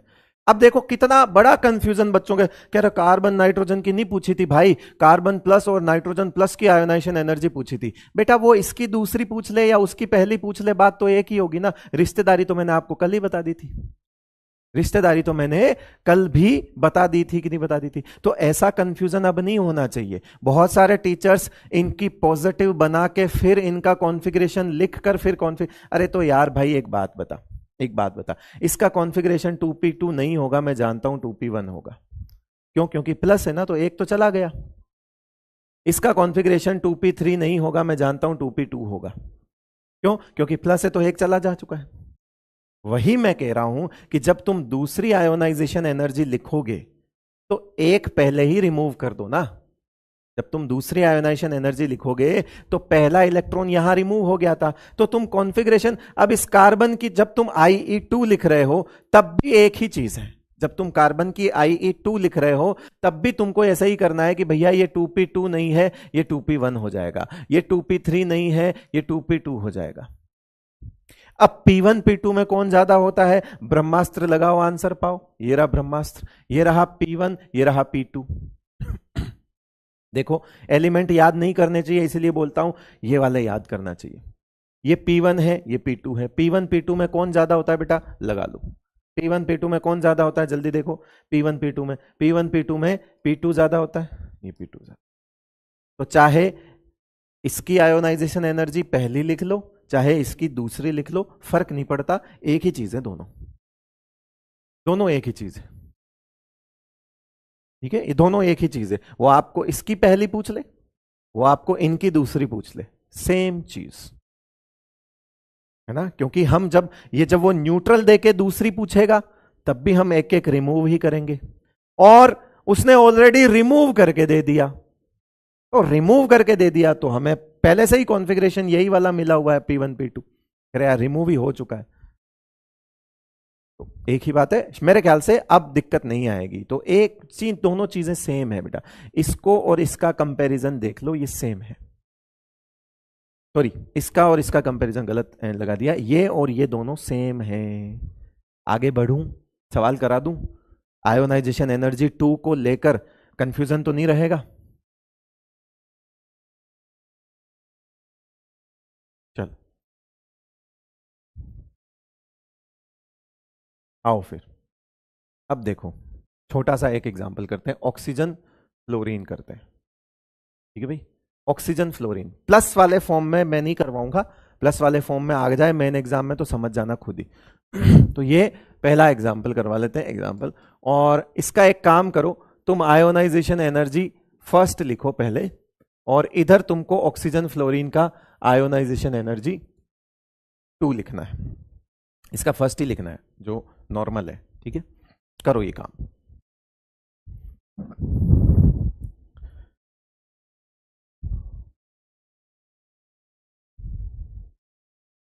सी प्लस में आप न्यूट्रल का दिए हैं कॉन्फ़िगरेशन, गलत लिख दिया क्या कुछ? एक सेकंड, सी प्लस में, अरे भाई सी प्लस में 2p2 मैंने ये समझाया, अच्छा मैं समझाने के चक्कर में गलती कर गया, मुझे यहां काट के नहीं लिखना चाहिए था, मानता हूं मैं बात, क्योंकि मैं यहां पर सीधा ही, अगर प्लस है तो मैं इसे सीधा ही 2p1 और इसे सीधा ही 2p2 लिख देता हूं, ठीक है। आप समझ गए, मैं एक स्टेप बढ़ा के जानबूझ के गलती कर गया, ठीक है। प्लस का मतलब यही होता है, और दूसरे का मतलब है, पहले तुम सोचो कि एक निकल चुका है तो बात वही है, तो इसकी लिख ले चाहे इसकी लिख ले, P1 P2 की लिख रहा है तू। अब ठीक है बेटा, समझ गया मैं तेरी प्रॉब्लम, हाँ ठीक है, सही प्रॉब्लम थी, कंफ्यूजन आ सकता है बाद में नोट्स में देख के। चलो, तो सबसे पहले नॉर्मल आयोनाइजेशन एनर्जी IE1 पूछ रहा है, तो हम इसको 2p4 और इसको 2p5 ही लिखेंगे, नॉर्मल है तो 2p4 2p5 में 2p5 ज्यादा होता है, इसमें कोई दिक्कत नहीं है। फिर यहां पे 2 लिख रहा है, 2, तो बताओ 2 लिखने का मतलब है ये 2p4 और ये 2p5, अब 2 लिखने का मतलब है कि ये तो आपका 2p3 हो जाएगा, क्योंकि सेकंड लिख रहे हो ना, सेकंड लिख रहे हो तो एक जा चुका है, अब जब जा चुका है तो न्यूट्रल में से एक घटाओ, और यहां क्या लिखोगे बेटा? 2p4 लिखोगे। अब P3 P4 में कौन ज्यादा होता है? P3 ज्यादा होता है, हाफ फिल्ड। अब देखो लफड़ा पड़ गया, कैसे? कि लफड़ा कैसे पड़ा बेटा? लफड़ा ऐसे पड़ा कि हाफ फील्ड तो हमें सिर्फ नाइट्रोजन ऑक्सीजन के लिए याद था, लेकिन सेकेंड आयोनाइजेशन एनर्जी के अंदर वही हाफ फील्ड ऑक्सीजन फ्लोरीन में लग गया। इसीलिए मैं कहता हूं हाफ फील्ड को याद करना है तो P3 P4 याद करिए, एलिमेंट्स तो अपने आप बन जाएंगे। हाँ, फर्स्ट आयोनाइजेशन एनर्जी जनरली पूछी जाती है तो हम कई बार एलिमेंट ही रट लेते हैं कि नाइट्रोजन ऑक्सीजन में नाइट्रोजन की ज्यादा होगी, मगर यही half field second ionization energy में कहां एप्लीकेबल हो गया? ऑक्सीजन फ्लोरीन में एप्लीकेबल हो गया, लफड़ा पड़ गया फिर। इसीलिए हाफ फील्ड स्टेबिलिटी एलिमेंट की बजाय P3 P4 याद करो कि P3 P4 में हाफ फील्ड लगा था, सर ने सिखाया था। तो अभी फिलहाल के लिए हमारे पास P3 P4 ये दोनों हैं, हम यहां जाएंगे दूसरा इलेक्ट्रॉन लेने, हम इसके पास जाएंगे दूसरा इलेक्ट्रॉन लेने, तो ये ज्यादा नाटक करेगा। अभी समझ गए? तो इसीलिए मैंने कहा कि वो जो MDJ है, वो MDJ जो है वो दोनों के लिए वर्क करेगा, फर्स्ट आयोनाइजेशन एनर्जी के लिए भी और सेकंड आयोनाइजेशन एनर्जी दोनों के लिए वर्क करता है। एनीवेज, चलो अब पूरा लिखेंगे CNOF, एक साथ लिखो अब जल्दी से, जल्दी से पूरा इसकी ionisation energy, direct ionisation energy 2 लिखो, डायरेक्ट लिखो इसको।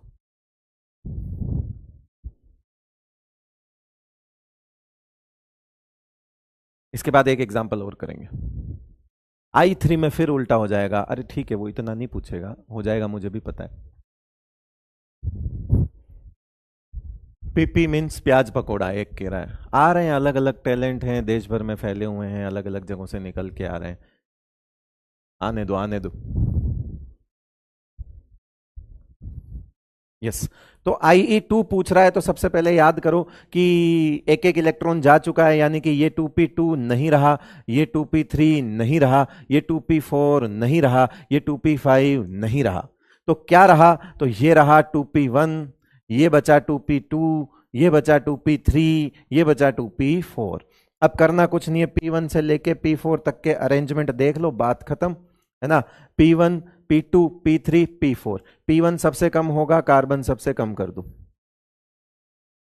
है ना। P1 है, कार्बन सबसे कम कर लो। P1 से ज्यादा P2 होगा, P1 से ज्यादा P2 होगा, कार्बन कर, नाइट्रोजन कर लो। अब P3, P4 में कौन लग जाएगा बेटा? P3, P4 में कौन लग जाएगा? तो P4 पीछे आएगा, यानी कि अभी फ्लोरीन और फिर ऑक्सीजन आ जाएगा, ये आ जाएगा कन्फू, CnFO, ओम फूम।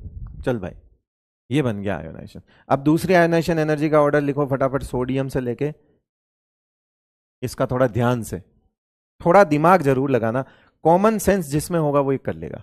सोडियम, मैग्नीशियम, एल्यूमिनियम, ठीक है, एल्यूमिनियम और सिलिकॉन, काफी है। चलो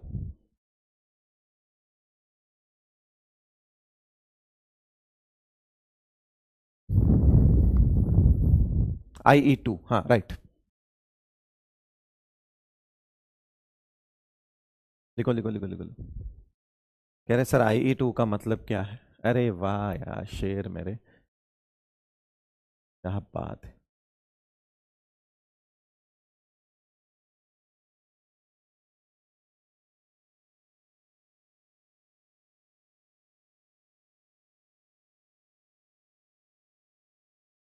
थोड़ा दिमाग लगा लेना, थोड़ा दिमाग लगा लेना, थोड़ा सा दिमाग लगाना पड़ेगा, क्योंकि कहीं एक जगह आपको ऐसा लगेगा कि एक इलेक्ट्रॉन निकालते ही उसका पीरियड ही चेंज हो गया, एक जगह महसूस होगा आपको, और उसे फिर उस पीरियड में एडजस्ट मत करना प्लीज, ध्यान रखना थोड़ा सा इस चीज का, कि हो सकता है कोई चीज आपको इसके अंदर, कोई एलिमेंट ऐसा होगा जिसमें से एक इलेक्ट्रॉन निकालने के बाद वो फुलफिल्ड कॉन्फ़िगरेशन बन जाएगा, प्लस फुलफिल्ड के साथ साथ वो उसका शेल नंबर भी कम हो जाएगा, हो सकता हो वो 3s से 2p बन जाए। अब आप लगाओ दिमाग, है ना। और हमारा जो ब्रह्मास्त्र है वो n की वैल्यू सेम रहते हुए ही लगता है, मगर हमें अच्छे से पता है कि अगर n की वैल्यू घट गई तो वो तो वैसे ही छोटा हो गया, तो उसकी आयोनाइजेशन एनर्जी तो ज्यादा हो जाएगी, दो दो फैक्टर से सबसे ज्यादा हो जाएगी। हाँ, इसीलिए ये वाला करवाया मैंने, इसमें बहुत सारे बच्चे कुछ नई चीज सीखेंगे बेटा। चलो, ये 3s1 है और इसके पीछे 2p6 होता है, और ये आपका 3s2 है, ये आपका 3p1 है, और ये आपका 3p2 है, करेक्ट है। अब इनमें से एक एक कम करना है, बिकॉज हम सेकंड लिख रहे हैं, एक कम करेगा तो ये तो 2p6 ही बचेगा बेटा, ये कम करेगा तो ये 3s1 बचेगा, इसे कम करेगा तो इसके पीछे 3s2 है तो ये 3s2 आ जाएगा। 3s2 3p1 होता है, 3p1 को हटाएगा तो 3s2 हो जाएगा, इसे कम करेगा तो ये 3p1 हो जाएगा, सही है। अब इनको अरेंज करना है, यहां तो तुम कर लोगे, यहां तो तुम्हारा MDJ लग जाएगा, और ये हो जाएगा मैक्सिमम। अब इसके दो रीजन है, फुलफिल्ड और N2 है, तो साइज भी घट गई। दो रीजन है, एक तो ये इनर्ट गैस का कॉन्फ़िगरेशन, ऊपर से 2p6 है, 3p6 भी नहीं है, 2p6 है, तो ये तो मैक्सिमम हो गया। इसका मतलब है इधर तो सबसे ज्यादा सोडियम रख ही दो तुम। अब बात आती है S1 में, सबसे कम S1 ही रहेगा, S1 S2 P1, S1 S2 P1 में अगर आप देखोगे तो सबसे कम जो है वो मैग्नीशियम रहता है S1 के हिसाब से, है ना। और उसके बाद इनमें लगेगा PP, इन दोनों में क्या लगेगा? PP। अरे भाई S2P1 में तो PP लगता है, पेनेट्रेशन, तो 3p1 पहले आएगा, यानी कि सिलिकॉन पहले आएगा और एल्यूमिनियम बाद में आएगा।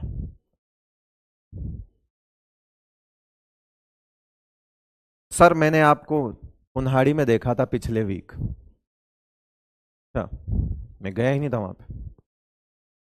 एक शक्ल के 7 लोग होते हैं दुनिया में, मुझे लगता है मेरे वाले सातों कोटा में ही है।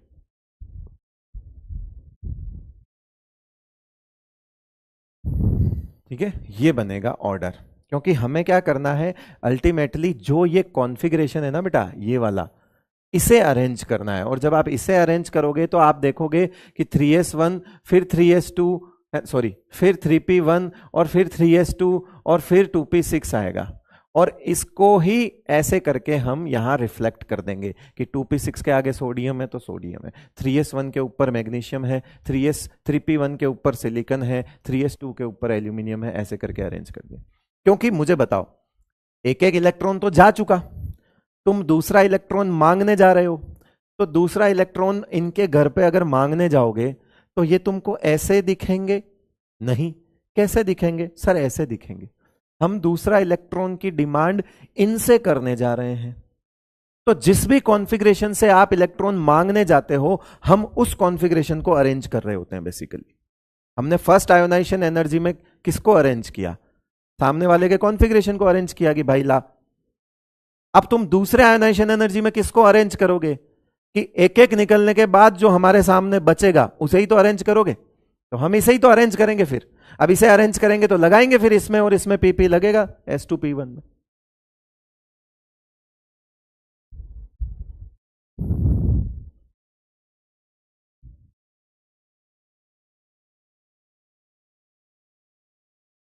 ठीक है भाई।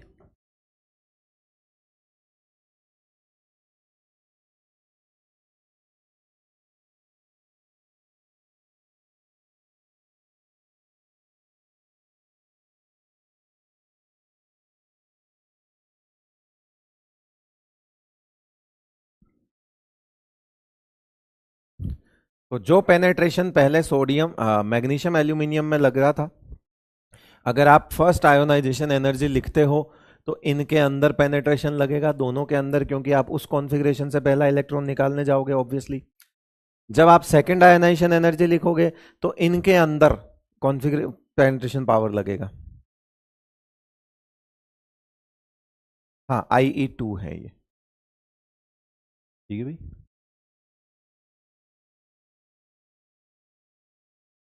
चलो, उनकी पहली लिख दो अगर ऐसा है तुम्हें तो। ठीक है ना। अब बात आती है कि आयोनाइजेशन एनर्जी ऑर्डर। अब मैंने यहां कुछ नहीं लिखा तो इसका मतलब क्या है? ये हो गई सेकंड वेकेंड की बात। वो एक सवाल के तौर पे वहीं समझ के वहीं छोड़ दो, आएगा तो देख लेना। Ionisation energy order in iso electronic species series and ions of same element.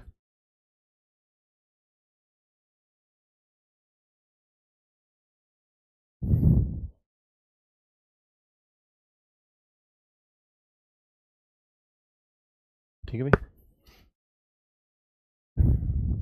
ठीक है, कुछ नहीं लिखा तो नॉर्मल आयोनाइजेशन एनर्जी जो हमें पता है, दूसरा वाले को दूसरे में हमने सीखा, पढ़ लिया, छोड़ो उसे।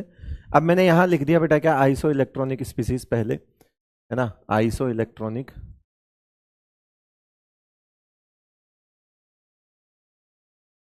इनके अंदर हमने साइज भी पढ़ी थी, किस पे डिपेंड कर रही थी? जेड इफेक्टिव पे।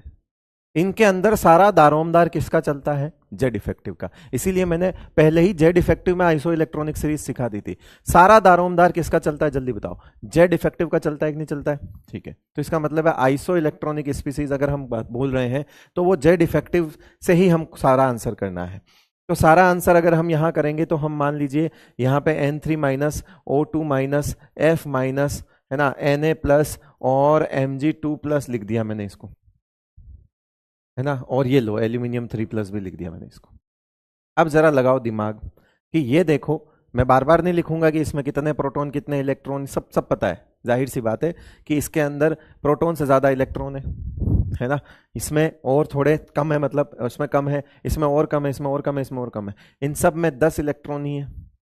अब इधर से इधर जाने पर मुझे बताओ क्या जेड इफेक्टिव घट रहा है बेटा? और अगर जेड इफेक्टिव घटेगा तो आयोनाइजेशन एनर्जी भी घटेगी, because Z effective is directly proportional to ionisation energy. Sir आप कोटा में कहाँ रहती हो? अच्छा, मैं पहली चीज तो रहता हूं, रहती नहीं हूं, ठीक है। मैं कौन सा तेरे को सलवार सूट में दिख गया यार सड़क पे, जो तू मेरे को ऐसे पूछ रहा है? किसी सर्कल पे मेरे को तूने सलवार सूट में देखा है, या दुपट्टा संभालते हुए देख लिया क्या कहीं? या साड़ी का पल्लू सही करते हुए देख लिया? जल्दी बता दे यार, इतनी बेइज्जती कर रहा तू मेरे को।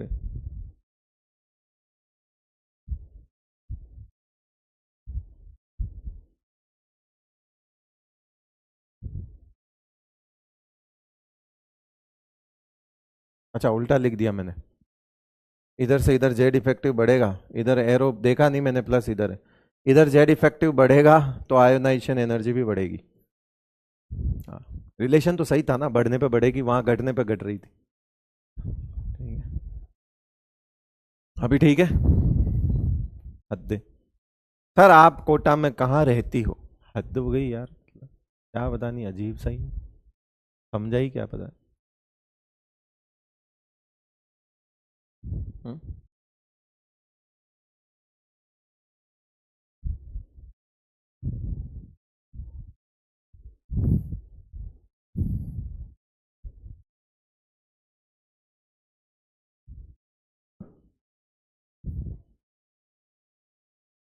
कह रहा बुरके में देखा, बेटा बुरके में होता तो ये देखता कैसे?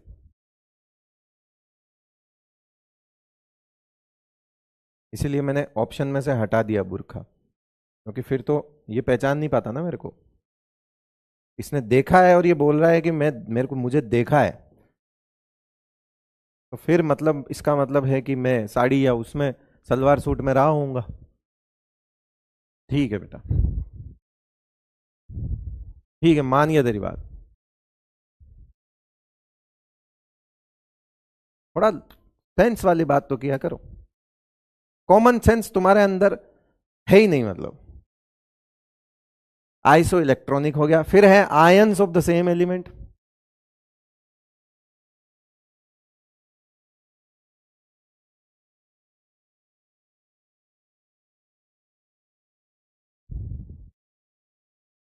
इसके अंदर मान लो मैंने यहां लिख दिया क्या, ओ ओ, O2 plus, O2 plus, O plus, O, O, O minus, O2 minus.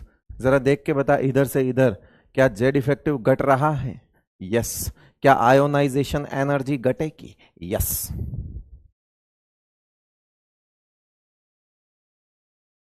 अगर सेम एलिमेंट में भी आयन देखोगे तो ऐसा ही होगा बेटा।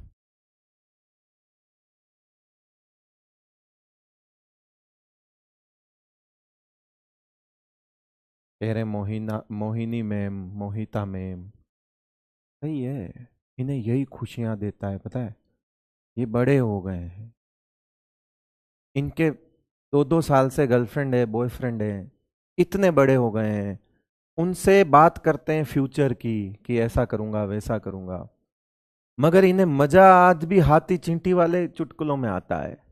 इन्हें मजा आज भी ऐसे ही सेंस ऑफ ह्यूमर में आता है कि लड़की बोला तो मोहिता मैम बना दो इसका नाम, इसका मोहिनी मैम करो। समझ नहीं आ रहा है कि यहां वाले असली हो या गर्लफ्रेंड बॉयफ्रेंड के साथ बात करते हो मैच्योरिटी के साथ वहां असली हो क्या मतलब है? क्या हो रहा है तुम्हें?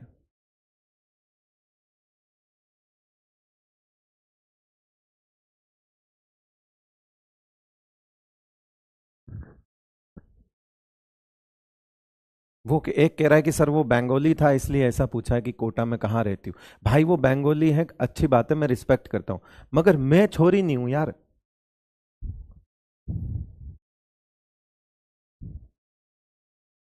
जा जा, अब देख, चलो मजाक की बात है, हो गई मजाक मस्ती, ठीक है, आगे बढ़े, ठीक है, चलो फिर, ठीक है, ले करके दिखा फिर सवाल, ले क्लोरीन और क्लोरीन माइनस, ये तो हो गया तुम्हारा 3p6 और ये है तुम्हारा 3p5। इसके अंदर आयोनाइजेशन एनर्जी का ऑर्डर जल्दी जल्दी बताओ। फिर मान लो यहां लिख दिया नियान और नियॉन प्लस, ये तो होता है तुम्हारा 2p6 और ये होता है तुम्हारा 2p5। इसके अंदर बताओ आयोनाइजेशन एनर्जी, जल्दी बताओ जल्दी।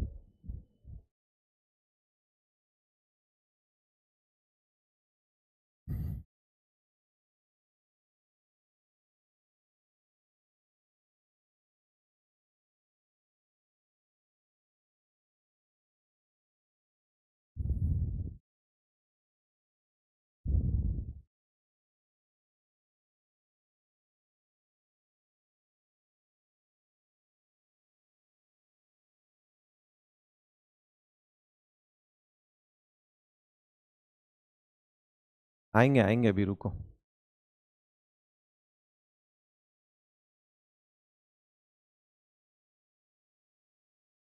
ये अभी तो जो जवाब आ रहे हैं ना वो सब पुराने नोट्स वाले आ रहे हैं। देख रहा हूं मैं, सारे कमेंट पढ़ रहा हूं। प्रज्ञा, अमीषा, शालिनी, धनश्री, रोहित, आयुष, नेहा, श्रेया। यहाँ पे तो छोरियां छोरों से भी कम नहीं है, यहाँ पे भी कम नहीं है, ज्यादा ही आ रही। अबे बावड़ों, कहाँ पीछे रह गए, तुम भी तो लिखो।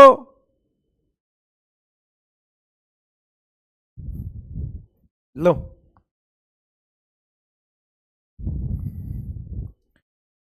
Yes, P5 P6। अब तुम्हें लगेगा कि यार P5 P6 में तो 3p5 और 3p6 में तो 3p6 ज्यादा होता है, मगर यहां पर ये काम नहीं करना है। Not valid for same element.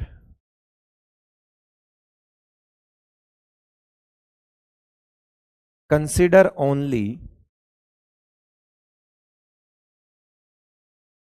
Charge और Z effective. Consider charge and Z effective only.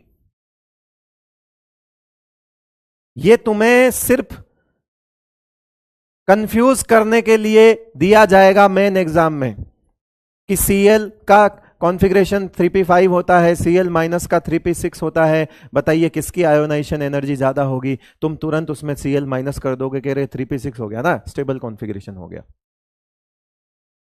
एक ही मैंने अभी तो बोलेंगे सर ये पीछे आपने क्या मजाक करी थी, है क्या बदतमीजी करी थी पीछे आपने, इतने सारे आपने लिखा है, पूरा पीरियड लिखाया, मेरे को बता पीरियड में कौन सा एलिमेंट था जो मैंने दोबारा लिखा। एक पीरियड में सारे एलिमेंट अलग अलग थे। अरे भाई जब एलिमेंट अलग अलग हो तो कॉन्फ़िगरेशन मैटर करता है, मगर एलिमेंट सेम हो तो सिर्फ चार्ज और जेड इफेक्टिव मैटर करता है। वापिस बोल, वापिस बोल। जब एलिमेंट अलग हो, पूरा पीरियड लिख रहा है उसमें डिफरेंट डिफरेंट एलिमेंट हैं, जब एलिमेंट अलग हो तो कॉन्फ़िगरेशन मैटर करता है, मगर जब एलिमेंट सेम हो तो सिर्फ जेड इफेक्टिव मैटर करता है। इसीलिए आइसो इलेक्ट्रॉनिक सीरीज कह दो या आयंस ऑफ सेम एलिमेंट कह दो, ये आयंस ऑफ सेम एलिमेंट ही तो है। इनमें हमेशा चार्ज कंसीडर होगा बेटा, इनमें हमेशा क्या होगा, चार्ज कंसीडर होगा। इस वजह से बताओ यहां पर भी हमें किसकी ज्यादा माननी पड़ेगी, इसकी ज्यादा माननी पड़ेगी। अरे भाई प्लस और न्यूट्रल में प्लस की ज्यादा होगी, माइनस और न्यूट्रल में माइनस की कम होगी, हमें इस पर ध्यान नहीं देना है। हमें यह काम यहां पे नहीं करना है बेटा कि 2p6 ओ हो 2p5 नहीं, लिख के काटो भी ताकि समझ आए कि गलत क्या है।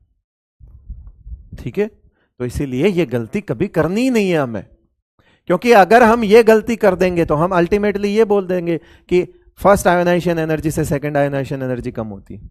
ऐसा कभी हो ही नहीं सकता। ठीक है भाई, अब तो कर लोगे ऐसे सवाल, लाफड़े में तो नहीं आएगा, लाफड़े में तो ले सवाल कर। कॉल लगा रही हूं, बहुत ही सोच समझ के करना है ये सवाल।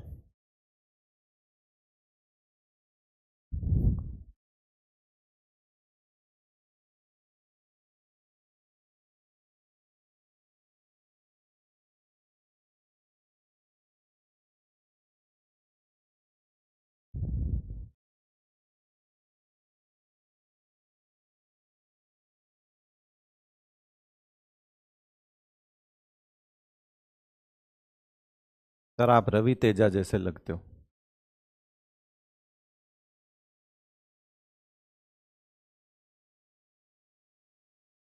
आज तेजा दशमी भी है।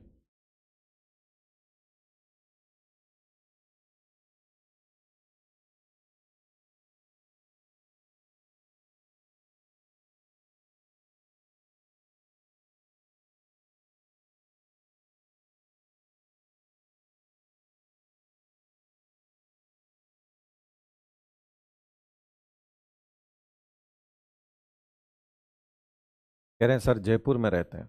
वाह, बड़े बड़े लोग, बड़ी बड़ी बातें, बड़े बड़े बातें, बड़े बड़े। 42% लोगों ने आंसर सही किया है। 28% वाले अभी भी कॉन्फ़िगरेशन में ही उलझे हुए हैं। देवेश, सोनी, उपासना, देखा क्या देखा? मैंने देखा, तूने देखा, क्या देखा? चाहत Kumar, Manish, Manish methanol, oh my God. जाति और धर्म से ऊपर उठ के इसने केमिस्ट्री को ही अपना लिया। और सूरज वर्मा तुक्केबाज आज भी हैप्पी है। अचिंत्या प्रजापति, अभिषेक, तुषार, उज्जवल, चाहत कुमार, वाह। लो भाई आगे चले, सवाल समझा देते हैं। दुनिया का कोई ऐसा एलिमेंट ही नहीं है जिसकी आयोनाइजेशन एनर्जी दूसरी आयोनाइजेशन एनर्जी पहली आयोनाइजेशन एनर्जी से कम हो जाए। कोई नहीं, इसमें से कोई सा भी एक एलिमेंट ले लो, इनको आपस में कंपेयर नहीं करना है। इसी की पहली इसी की दूसरी कंपेयर करनी है, इसी की पहली इसी की दूसरी कंपेयर करनी है, इसी की पहली इसी की दूसरी कंपेयर करनी है। इनकी नहीं करनी है आपस में। इनका ऑर्डर थोड़ी दिया तेरे को कि कौन सा ऐसा एलिमेंट है। दुनिया का कोई एलिमेंट ऐसा है ही नहीं। इसको भूल गए तुम, इसको भूल गए तुम। ये क्या है? ये E1 है, ये E2 है, ये E3 है। तुमने कल क्या सौगंध खाई थी कि ऐसा होगा सर, हमेशा ऐसा ही होगा। तो दुनिया का कोई भी एलिमेंट तुम यहां रख दो ना, कोई भी रख दो, दुनिया का कोई भी एलिमेंट, उसकी पहली आयोनाइजेशन एनर्जी से उसकी दूसरी आयोनाइजेशन एनर्जी कम कैसे हो जाएगी? कैसे हो जाएगी बताओ? क्या तुमको ये रिलेशन नहीं याद? क्या तुम्हारा दिमाग इतना भी नहीं चला? दुनिया का कोई एलिमेंट ही नहीं, यहां कुछ भी रख दे तू, कुछ भी रख दे, ले कुछ भी रख दे, यहां कुछ भी रख दे। इन तीन की कोई गारंटी, इन तीन की जगह तू कुछ भी लगा ले यार ऑप्शन, इसका आंसर हमेशा नन ऑफ दीज ही होगा। इस सवाल का आंसर नन ऑफ दीज ही होगा। इन तीन ऑप्शन पे डिपेंड ही नहीं करता इसका सवाल, क्योंकि यहां कुछ भी लगा ले, इन तीन को नहीं, कुछ भी लगा ले।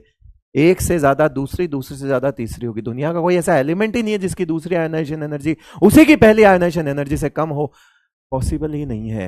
यही तो पीछे सिखा रहा हूं कि क्लोरीन क्लोरीन ही है ना, यही तो पीछे सिखाया मैंने कि क्लोरीन क्लोरीन ही तो है ये आपस में।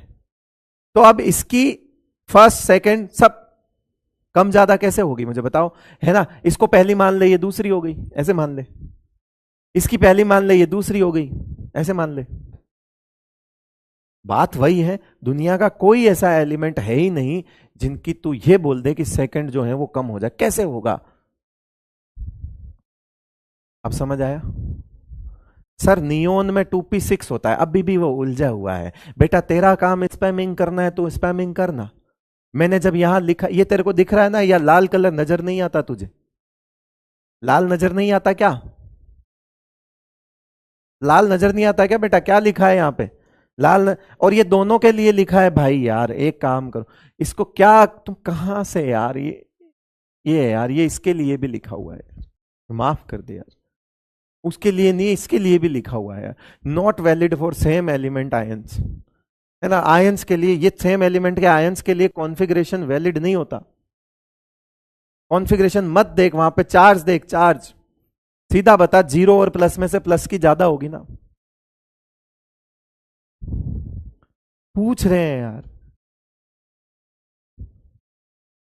और यही दिमाग यहां पे, अब वो जिसको ये नहीं समझ आया, एक बात बताओ, जिसे ये समझ नहीं आया वो कैसे कर लेगा ये वाला सवाल?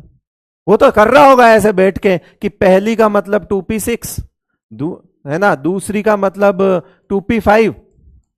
ओ अच्छा, तो सर दूसरा तो हम इससे निकालने जाएंगे तो ये कम हो गया। अबे बावड़े, एलिमेंट सेम ही तो है।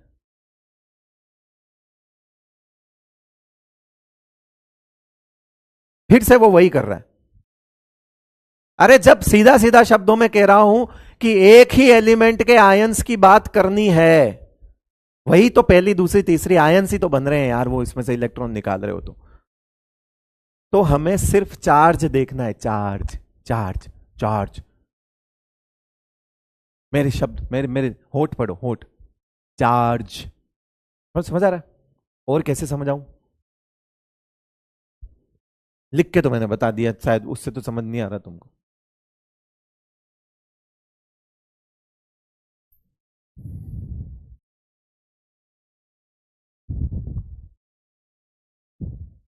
क्वेश्चन ही नहीं समझ में आया, अरे तो ठीक है ना, छोड़ देना, फिर तैयारी क्यों कर रहा है? तैयारी क्यों कर रहा है? रहने दे। ये सवाल अगर समझ नहीं आ रहा तो रहने दे। ऐसा कोई जरूरी नहीं है, जबरदस्ती कोई दिक्कत वाली बात नहीं है। सबको डॉक्टर बन के ही सफल होना है, ऐसा कहीं नहीं लिखा हुआ। ऐसा कहीं नहीं लिखा हुआ बेटा कि सफल इंसान का मतलब डॉक्टर है। ऐसा कहीं नहीं लिखा है, कहीं भी नहीं लिखा है ऐसा।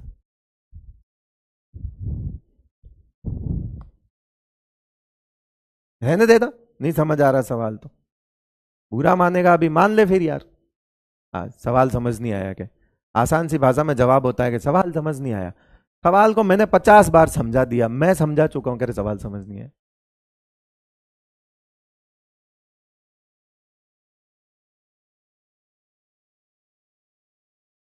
ये आ जाएगा क्या सवाल समझ में? कर लेना यार, आ जाए तो। 30 सेकंड दे रहा हूं, क्या पता ये समझ आ जाए।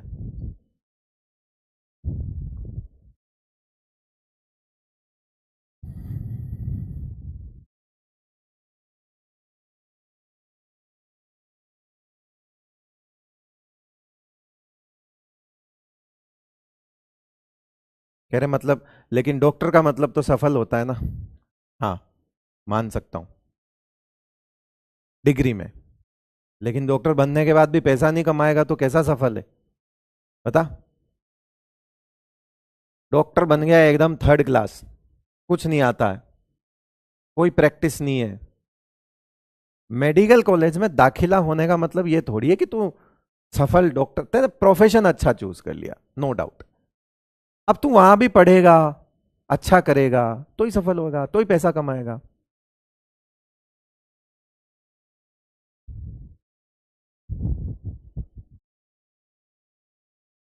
सेकंड आयोनाइजेशन, ऑक्सीजन फ्लोरीन में सेकंड आयोनाइजेशन एनर्जी पूछ रहा है, बताओ, बता लोगे? ऑक्सीजन फ्लोरीन की सेकंड आयोनाइजेशन एनर्जी का ऑर्डर लिखा हुआ है। ऑक्सीजन फ्लोरीन की सेकंड आयोनाइजेशन एनर्जी का ऑर्डर लिखा हुआ है। 67% लोगों ने आंसर सही किया है।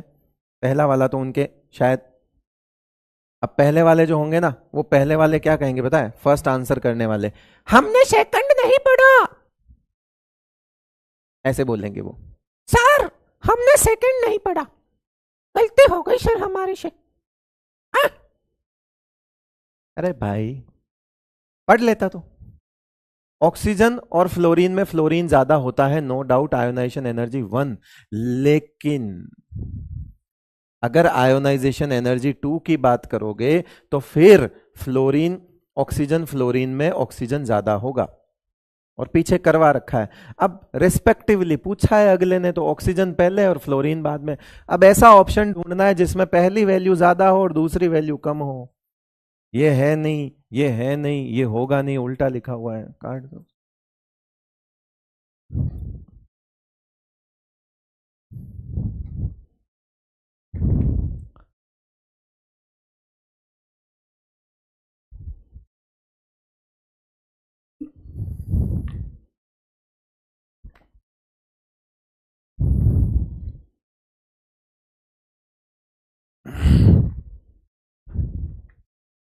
चलो आगे बढ़े। हमने ये नहीं देखा, हमने सवाल के अंदर, हमने सवाल समझ नहीं आया सर, मैंने इनकरेक्ट को करेक्ट पढ़ लिया, मैंने सेकंड को जगह वो अरे क्यों देख लिया, क्यों देख लिया? टाइम का प्रेशर तुमसे गलती करवा सकता है, तो आप कंपटीशन एग्जाम के लिए नहीं बने हैं। इसीलिए हमेशा याद रखो, एक तैयारी साथ के साथ वो भी चलनी चाहिए कि जब किसी क्वेश्चन को टाइम पीरियड में आपको करना हो तो वो उस तरह से भी स्ट्रांग बनो, क्योंकि ज्यादा फोकस्ड रहता है आदमी। अगर एक लिमिट में अगर आप सवाल करते हो तो आपको नो डाउट हर चीज का ध्यान रखना पड़ेगा। यही सवाल, ये वो बच्चे होते ना कि मेरे से वहां टेस्ट में तो सर नहीं होते, लेकिन वही टेस्ट पेपर अगर मैं घर आकर सोल्व करता हूं तो मेरे सब सही हो जाते हैं। इसका मतलब है बेटा तेरे पढ़ने में कमी नहीं है ना, तेरे टाइम की दिक्कत है। तो तू घर पे भी अगर प्रैक्टिस करता है तो टाइम स्टॉप वॉच लगा, है ना, टाइम लिमिट सेट कर और फिर कर। ऐसे बहुत से बच्चा आपने सुना होगा, आप खुद भी ये महसूस करते हो कि वहां एग्जामिनेशन हॉल में तो सर यही सवाल मुझे नहीं आ रहा था, घर आके मैंने कहा मेरे से तो हो गया सर, पता नहीं वहां मुझे क्या हो जाता। अरे वहां समय लग रहा है, समय समय समय है वहां पे फिक्स है कि इतने टाइम में करना है, दबाव है वहां पे। तो बेटा इसी दबाव की प्रैक्टिस पूरे साल करो ना, दिक्कत क्या है।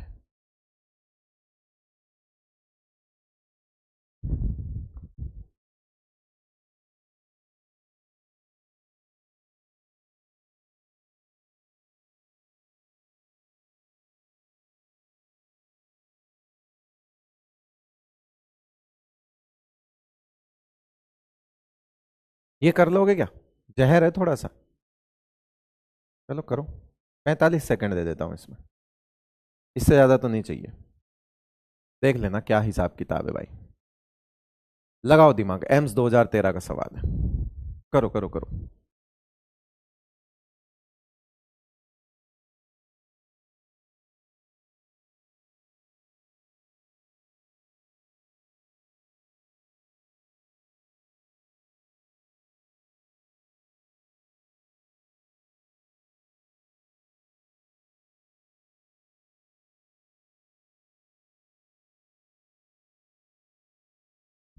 एक कह रहा 38 और 35 आया कैसे, देख, है ना, ये इसे वही दिक्कत है। कौन सी दिक्कत है इसको? इसको कोई हलवा दे रहा है, ठीक है, तो ये क्या कर रहा है, सर बनाया कैसे? मेरे को आप हलवा मत दो, आप मेरे को आटा दो, बादाम डालनी है बादाम दे दो, घी दे दो, शक्कर दे दो, सर बना कैसे बताओ यार, सर यार मैं, तू खाना यार, तेरे को वैल्यू निकालने के लिए बोला किसी ने? 11वीं 12वीं पढ़ के आए हो ना तुम सच में?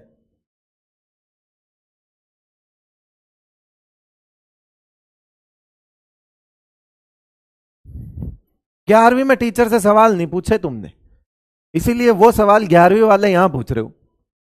पूछ ही लेते भाई, इससे अच्छा तो ले देख इसको करते हैं, ठीक है, तो समझा के ही समझा दूंगा, ठीक है, किसने आंसर सही किया किसने नहीं किया वो सब बाद में देखेंगे, डजेंट मैटर, ठीक है। फर्स्ट लिखनी है आयोनाइजेशन एनर्जी, चलो सेकंड वाला टंटा भी नहीं है, नॉर्मल आयोनाइजेशन एनर्जी लिखी। ये रहा सोडियम, ये रहा मैग्नीशियम, सिलिकॉन यहां आएगा ऑब्वियसली, और बीच में पहले एल्यूमिनियम आएगा। तो हमसे इसने क्या पूछा है, एल्यूमिनियम की वैल्यू पूछी है यहां, तो हम इसको सीक्वेंस के अकॉर्डिंग जमाते हैं। जरा देखते हैं, इन्होंने कुछ वैल्यूज दी हुई है, इन्होंने 496 इसकी दी है, इन्होंने 737 इनकी दी है, और लास्ट में इसने सिलिकॉन की 776 दी है, ठीक है, 776 दी है। एक तो मुझे लफड़ा लग रहा है कि या तो ये 766 है, को ठीक कर लेना है ना क्वेश्चन में, क्योंकि वैल्यूज नीचे ऑप्शन में तो मेरे जो है ना सेट ही नहीं हो रही है, तो मेरे को लगता है यहाँ प्रिंटिंग एरर है, 766 कर देना, कोई नहीं, ठीक है, इसका पोल क्रॉस कर देंगे क्योंकि वैल्यूज में मुझे गड़बड़ लग रहा है इसमें। बाकी तो सब कुछ सेम है, यहाँ 766 लिखा है और यहाँ 776 लिखा हुआ है, तो उस हिसाब से मुझे थोड़ा गड़बड़ लग रहा है। इसका मतलब है यहाँ 766 है, तभी मैच करेंगे ऑप्शंस। एनीवेज आ जाइए, आपको कुछ नहीं करना, सीधा सीधा आपको एक ऑर्डर लिखना है जिसमें सोडियम से ज़्यादा, देखते जाना, सोडियम से ज़्यादा पहले एल्यूमिनियम आएगा, या इसको ऐसे ही रखो कि सोडियम से ज़्यादा मैग्नीशियम, मैग्नीशियम से कम एल्यूमिनियम, और फिर ये वापस सिलिकॉन ज़्यादा होता है। और इसमें रीज़न क्या है, पेनेट्रेशन पावर, पीपी। अब मैग्नीशियम की वैल्यू क्या दी हुई है, 737, और इसकी वैल्यू क्या दी हुई है, 766। अब इसकी क्या वैल्यू आएगी मुझे बताओ, 737 से कम, ठीक है, और 766 से भी कम। अब ऐसा कोई ऑप्शन है तो मैच कर लेते हैं, ठीक है। 766 से ज्यादा तो नहीं हो सकती, हटाओ इसको, तो सिलिकॉन से ज्यादा तो एल्यूमिनियम नहीं हो सकता, इसे तो हटा दो। फिर 496, तो सीधा सीधा सोडियम दिया हुआ है, इसे भी हटा दो, छोड़ो, ये वैल्यू तो मैच ही नहीं करेगी। अब बात आती है ऊपर वाले में, देखते हैं कि क्या हिसाब किताब है। 737 से ज्यादा, देखते हैं भाई, 737 से ज्यादा, 737 से ज्यादा नहीं है, यहां मात खा गया ये। माना कि 766 से कम है, ये तो ठीक है, ये तो ठीक है, मगर ये वाला ऑप्शन गलत हो गया बेटा। अरे भाई 737 से तो कम ही होगा ना, पेनेट्रेशन पावर की वजह से 737 से तो कम होगा। इसका मतलब है इसने पहले गलत लिखा फिर सही लिखा, और अगर पहले गलत लिखा और फिर सही लिखा तो ऑप्शन ओवरऑल तो हमारा गलत ही हो गया, ओवरऑल तो हमारा गलत हो गया। अब बचता है बी, देखते हैं बी क्या कहता है। बी कह रहा है कि 496 से ज्यादा होगा, ऑब्वियसली सोडियम से तो ज्यादा ही है, क्योंकि तुम इसको एल्यूमिनियम को यहां रखोगे, एल्यूमिनियम को यहां रखोगे तो 496 से तो ज्यादा ही होगा, 496 से ज्यादा है, और 737 से कम है, ये भी सही हो गया। देखो 737 से कम है और 496 बने तो ये 496 ये है, तो इससे तो ज्यादा ही होगा, तुम इसको पलट के देख लो, अरे भाई ऐसा ही तो होगा, सोडियम फिर एल्यूमिनियम और फिर मैग्नीशियम आएगा, करेक्ट है। तो अब देख लो ये 496 है, इससे ज्यादा ही होगा, और ये 737 है, इससे कम ही होगा, हो गया आंसर, फिर खत्म बात। आंसर कौन सा हो गया इसका, बी। देखो फर्क नजर आया नीट और एम्स में, फर्क नजर आया। क्या यह सवाल कॉन्सेप्ट वाला नहीं है? क्या यह सवाल सिलेबस के अंदर से नहीं है? मगर इस सवाल को करने में क्या लगा, टाइम, मगर इस सवाल में गलती होने के चांस क्या थे, ज्यादा, इसीलिए इसको अलग से दिया जाता था। एम्स 2013 में सवाल।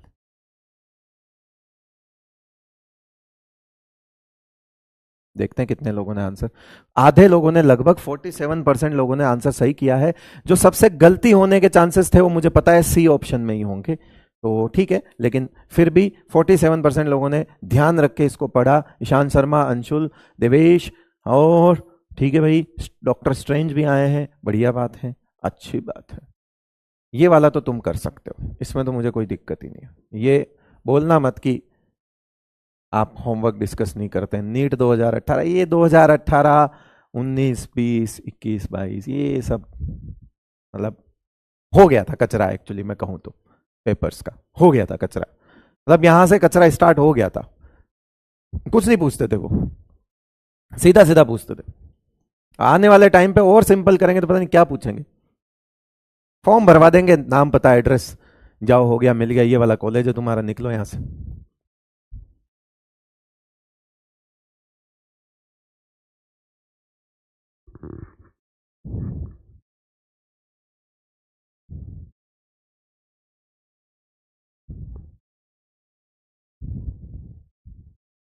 चलो, lithium, boron, beryllium, carbon, oxygen, nitrogen, fluorine, हो गया है, सेकंड आंसर है यार, क्या करोगे, ठीक है, ब्रह्मास्त्र लगा लो, और क्या है, सेकंड ही है। मैं ना तुम्हारे चक्कर में तुम्हारे जैसा हो जाऊं, संगत का असर आ जाता है कि उल्टा सुल्टा कर दूं। यस, दो चेंजेस देखने हैं मुझे तो, और कुछ नहीं देखना, ये पे ध्यान रखना है और इस पे ध्यान रखना है, बस और कुछ नहीं, आगे ठीक है। आ जाओ,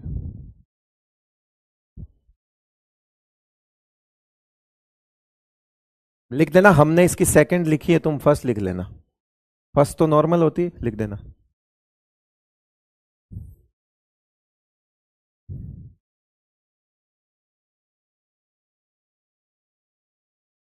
Amongst the element which with following electronic configurations, which one of them may have the highest ionization energy? इसमें से highest ionization energy पकड़ो। इन्होंने कॉन्फ़िगरेशन को डब्बों में बंद कर रखा है, बेसिकली इनर्ट गैस को डब्बे में बंद करना था, समझ जाओ इतना तो। P1, P3, P2, ये 4 हैं, तो ये तो लोवेस्ट हो गई, ये तो नीचे आ गया।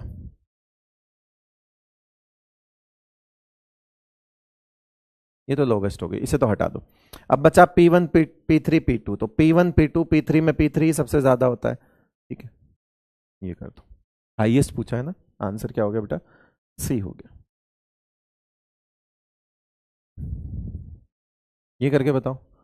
लोवेस्ट पूछ रहा है इसमें, AIPMT 2007 में लोवेस्ट पूछा, देखो 2 2 2 2 3 लोवेस्ट।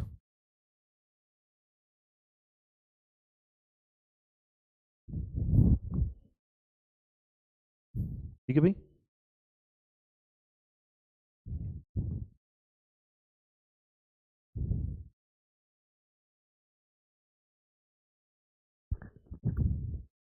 चलो आज की क्लास यहीं ख़त्म करते हैं। एप्लीकेशंस वगैरह और ब्लॉक वाइज आयोनाइजेशन एनर्जी कल ही करेंगे। आज थोड़ा मैटर कम हो पाया, कोई बात नहीं। एनसीईआरटी की छोटी छोटी मगर मोटी बातें कर लेते हैं। आ जाइए, ये ग्राफ देखो ज़रा, इसमें किसी को कोई दिक्कत? ऐसा ही कुछ ग्राफ मैं अभी बना ही रहा था, ऐसे करके ऐसे करके ऐसे करके ऐसे करके ऐसे।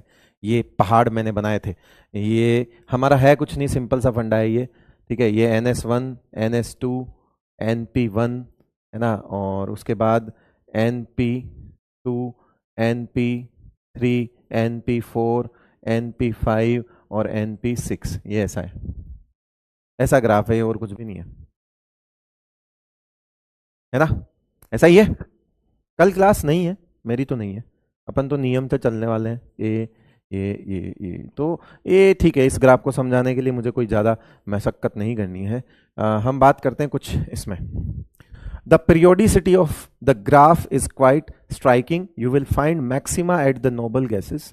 कह रहा है कि आप किसी भी पीरियड में किसी भी पीरियड के आप जब देखोगे तो मैक्सिमम आपको हमेशा, हर पीरियड का जो मैक्सिमा है वो आपको इनर्ट गैस में मिलेगा आयोनाइजेशन एनर्जी में, ठीक है, मैंने भी लिखा है। और पूरे पीरियोडिक टेबल में मैक्सिमम हीलियम की होगी, क्योंकि वो फिर नियोन से भी थोड़ा ऊपर है, देखो ये भी मैंने बता दिया था, है ना। और रीजन क्या है, which have the closed electron shells, obviously fulfilled configuration and very stable electronic configuration. On the other hand minima, है ना, यानी कि जो मिनिमम है occur at the alkali metals. आप देखिए सबसे नीचे कौन है बेटा, एल्कली मेटल्स। देखो अब पता है, ये चीजें मैं डायरेक्ट लाता तो इंटरेस्ट ज्यादा आता, अब मैंने पढ़ा दी, मैंने सिखा दी, तो कह रहे हैं ये तो पता है क्या लिखा है ये। अरे कोई बात नहीं बेटा, पढ़ ले, काम ही आएगा। And their low ionization enthalpies can be correlated with their high reactivity. तो आगे हम कल जब एप्लीकेशन पढ़ेंगे तो मैं बताऊंगा कि क्यों जो एल्कली मेटल्स होते हैं वो ज्यादा रिएक्टिव होते हैं, बिकॉज एल्कली मेटल्स की आयोनाइजेशन एनर्जी कम होती है, तो वो तुरंत इलेक्ट्रॉन दे देते हैं। तो मेटल का काम क्या है बेटा, इलेक्ट्रॉन देना, और ऐसा मेटल जो तुरंत इलेक्ट्रॉन दे दे तो फिर तो रिएक्टिव ज्यादा ही हो गया ना वो, तो इसलिए इनकी रिएक्टिविटी ज्यादा होती है। कल हम इस बारे में डिस्कस भी करेंगे। आ जाइए, यहां पे कुछ चीजें हम समझते हैं। यहां पे इस पूरे के अंदर penetration and half field stability को समझाया हुआ है, आप आराम से घर पे पढ़ना। अब जो चेंजेस हैं वो ये देखो, चेंजेस क्या है कि हमने एक ऑर्डर लिखा, देखते जाना। मैंने लिखा नाइट्रोजन और ऑक्सीजन में नाइट्रोजन ज्यादा होता है, बिकॉज ये P3 है और ये P4 है। इन्होंने कहा, मैंने क्या सिखाया, मेरी बात को समझना बेटा, दोनों बातों का रिजल्ट सेम होगा। मैंने सिखाया नाइट्रोजन ज्यादा होता है because of half field stability. इन्होंने पैराग्राफ में सिखा रखा है कि ऑक्सीजन कम होता है। देखो पहली चीज रिजल्ट सेम है, मैंने सिखाया नाइट्रोजन ज्यादा होता है, ये सिखाएंगे ऑक्सीजन कम होता है। और ये क्या सिखाएंगे, ये सिखाएंगे कि इसके अंदर ऐसा कॉन्फ़िगरेशन होता है, तो कहीं ना कहीं इस डब्बे में यहां पर और इस डब्बे में ऐसा सीन है।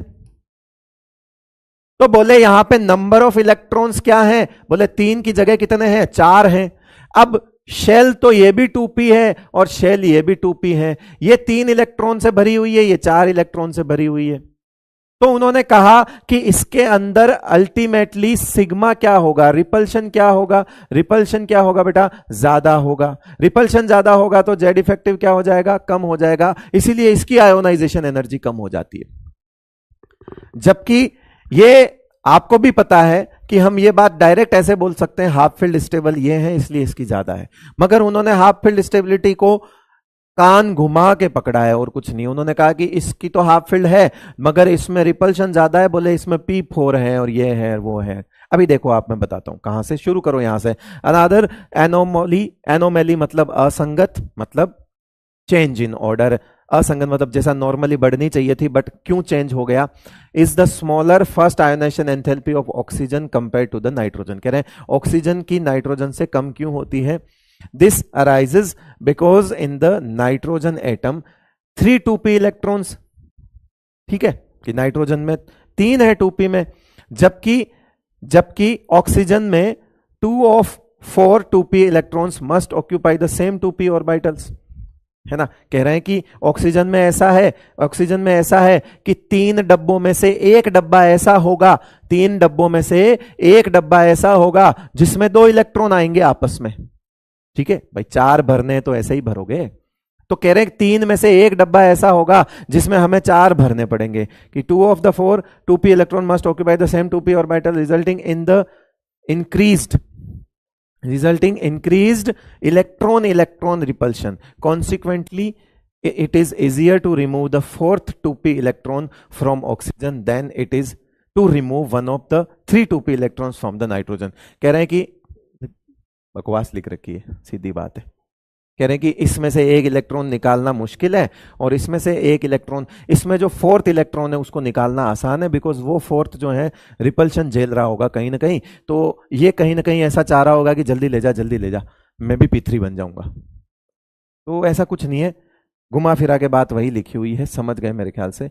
चलो, तो आराम से आप सवाल कर सकते हो, आप मॉड्यूल वगैरह के क्वेश्चंस भी करते रहें। एक दिन आऊंगा मैं, सारे नंबर लिख के चला जाऊंगा, नंबर लिख के चला जाऊंगा, लेवल सबके निकलेंगे। चलिए, इसीलिए पढ़ते रहिए, ऐसा बढ़िया लेवल निकालेंगे अपन, है ना। चलिए, बहुत बहुत शुक्रिया आपका, थैंक यू सो मच, नमस्कार।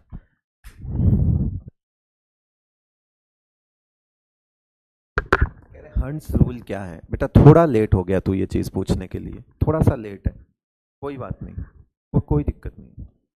जंप किया था क्या क्लास में?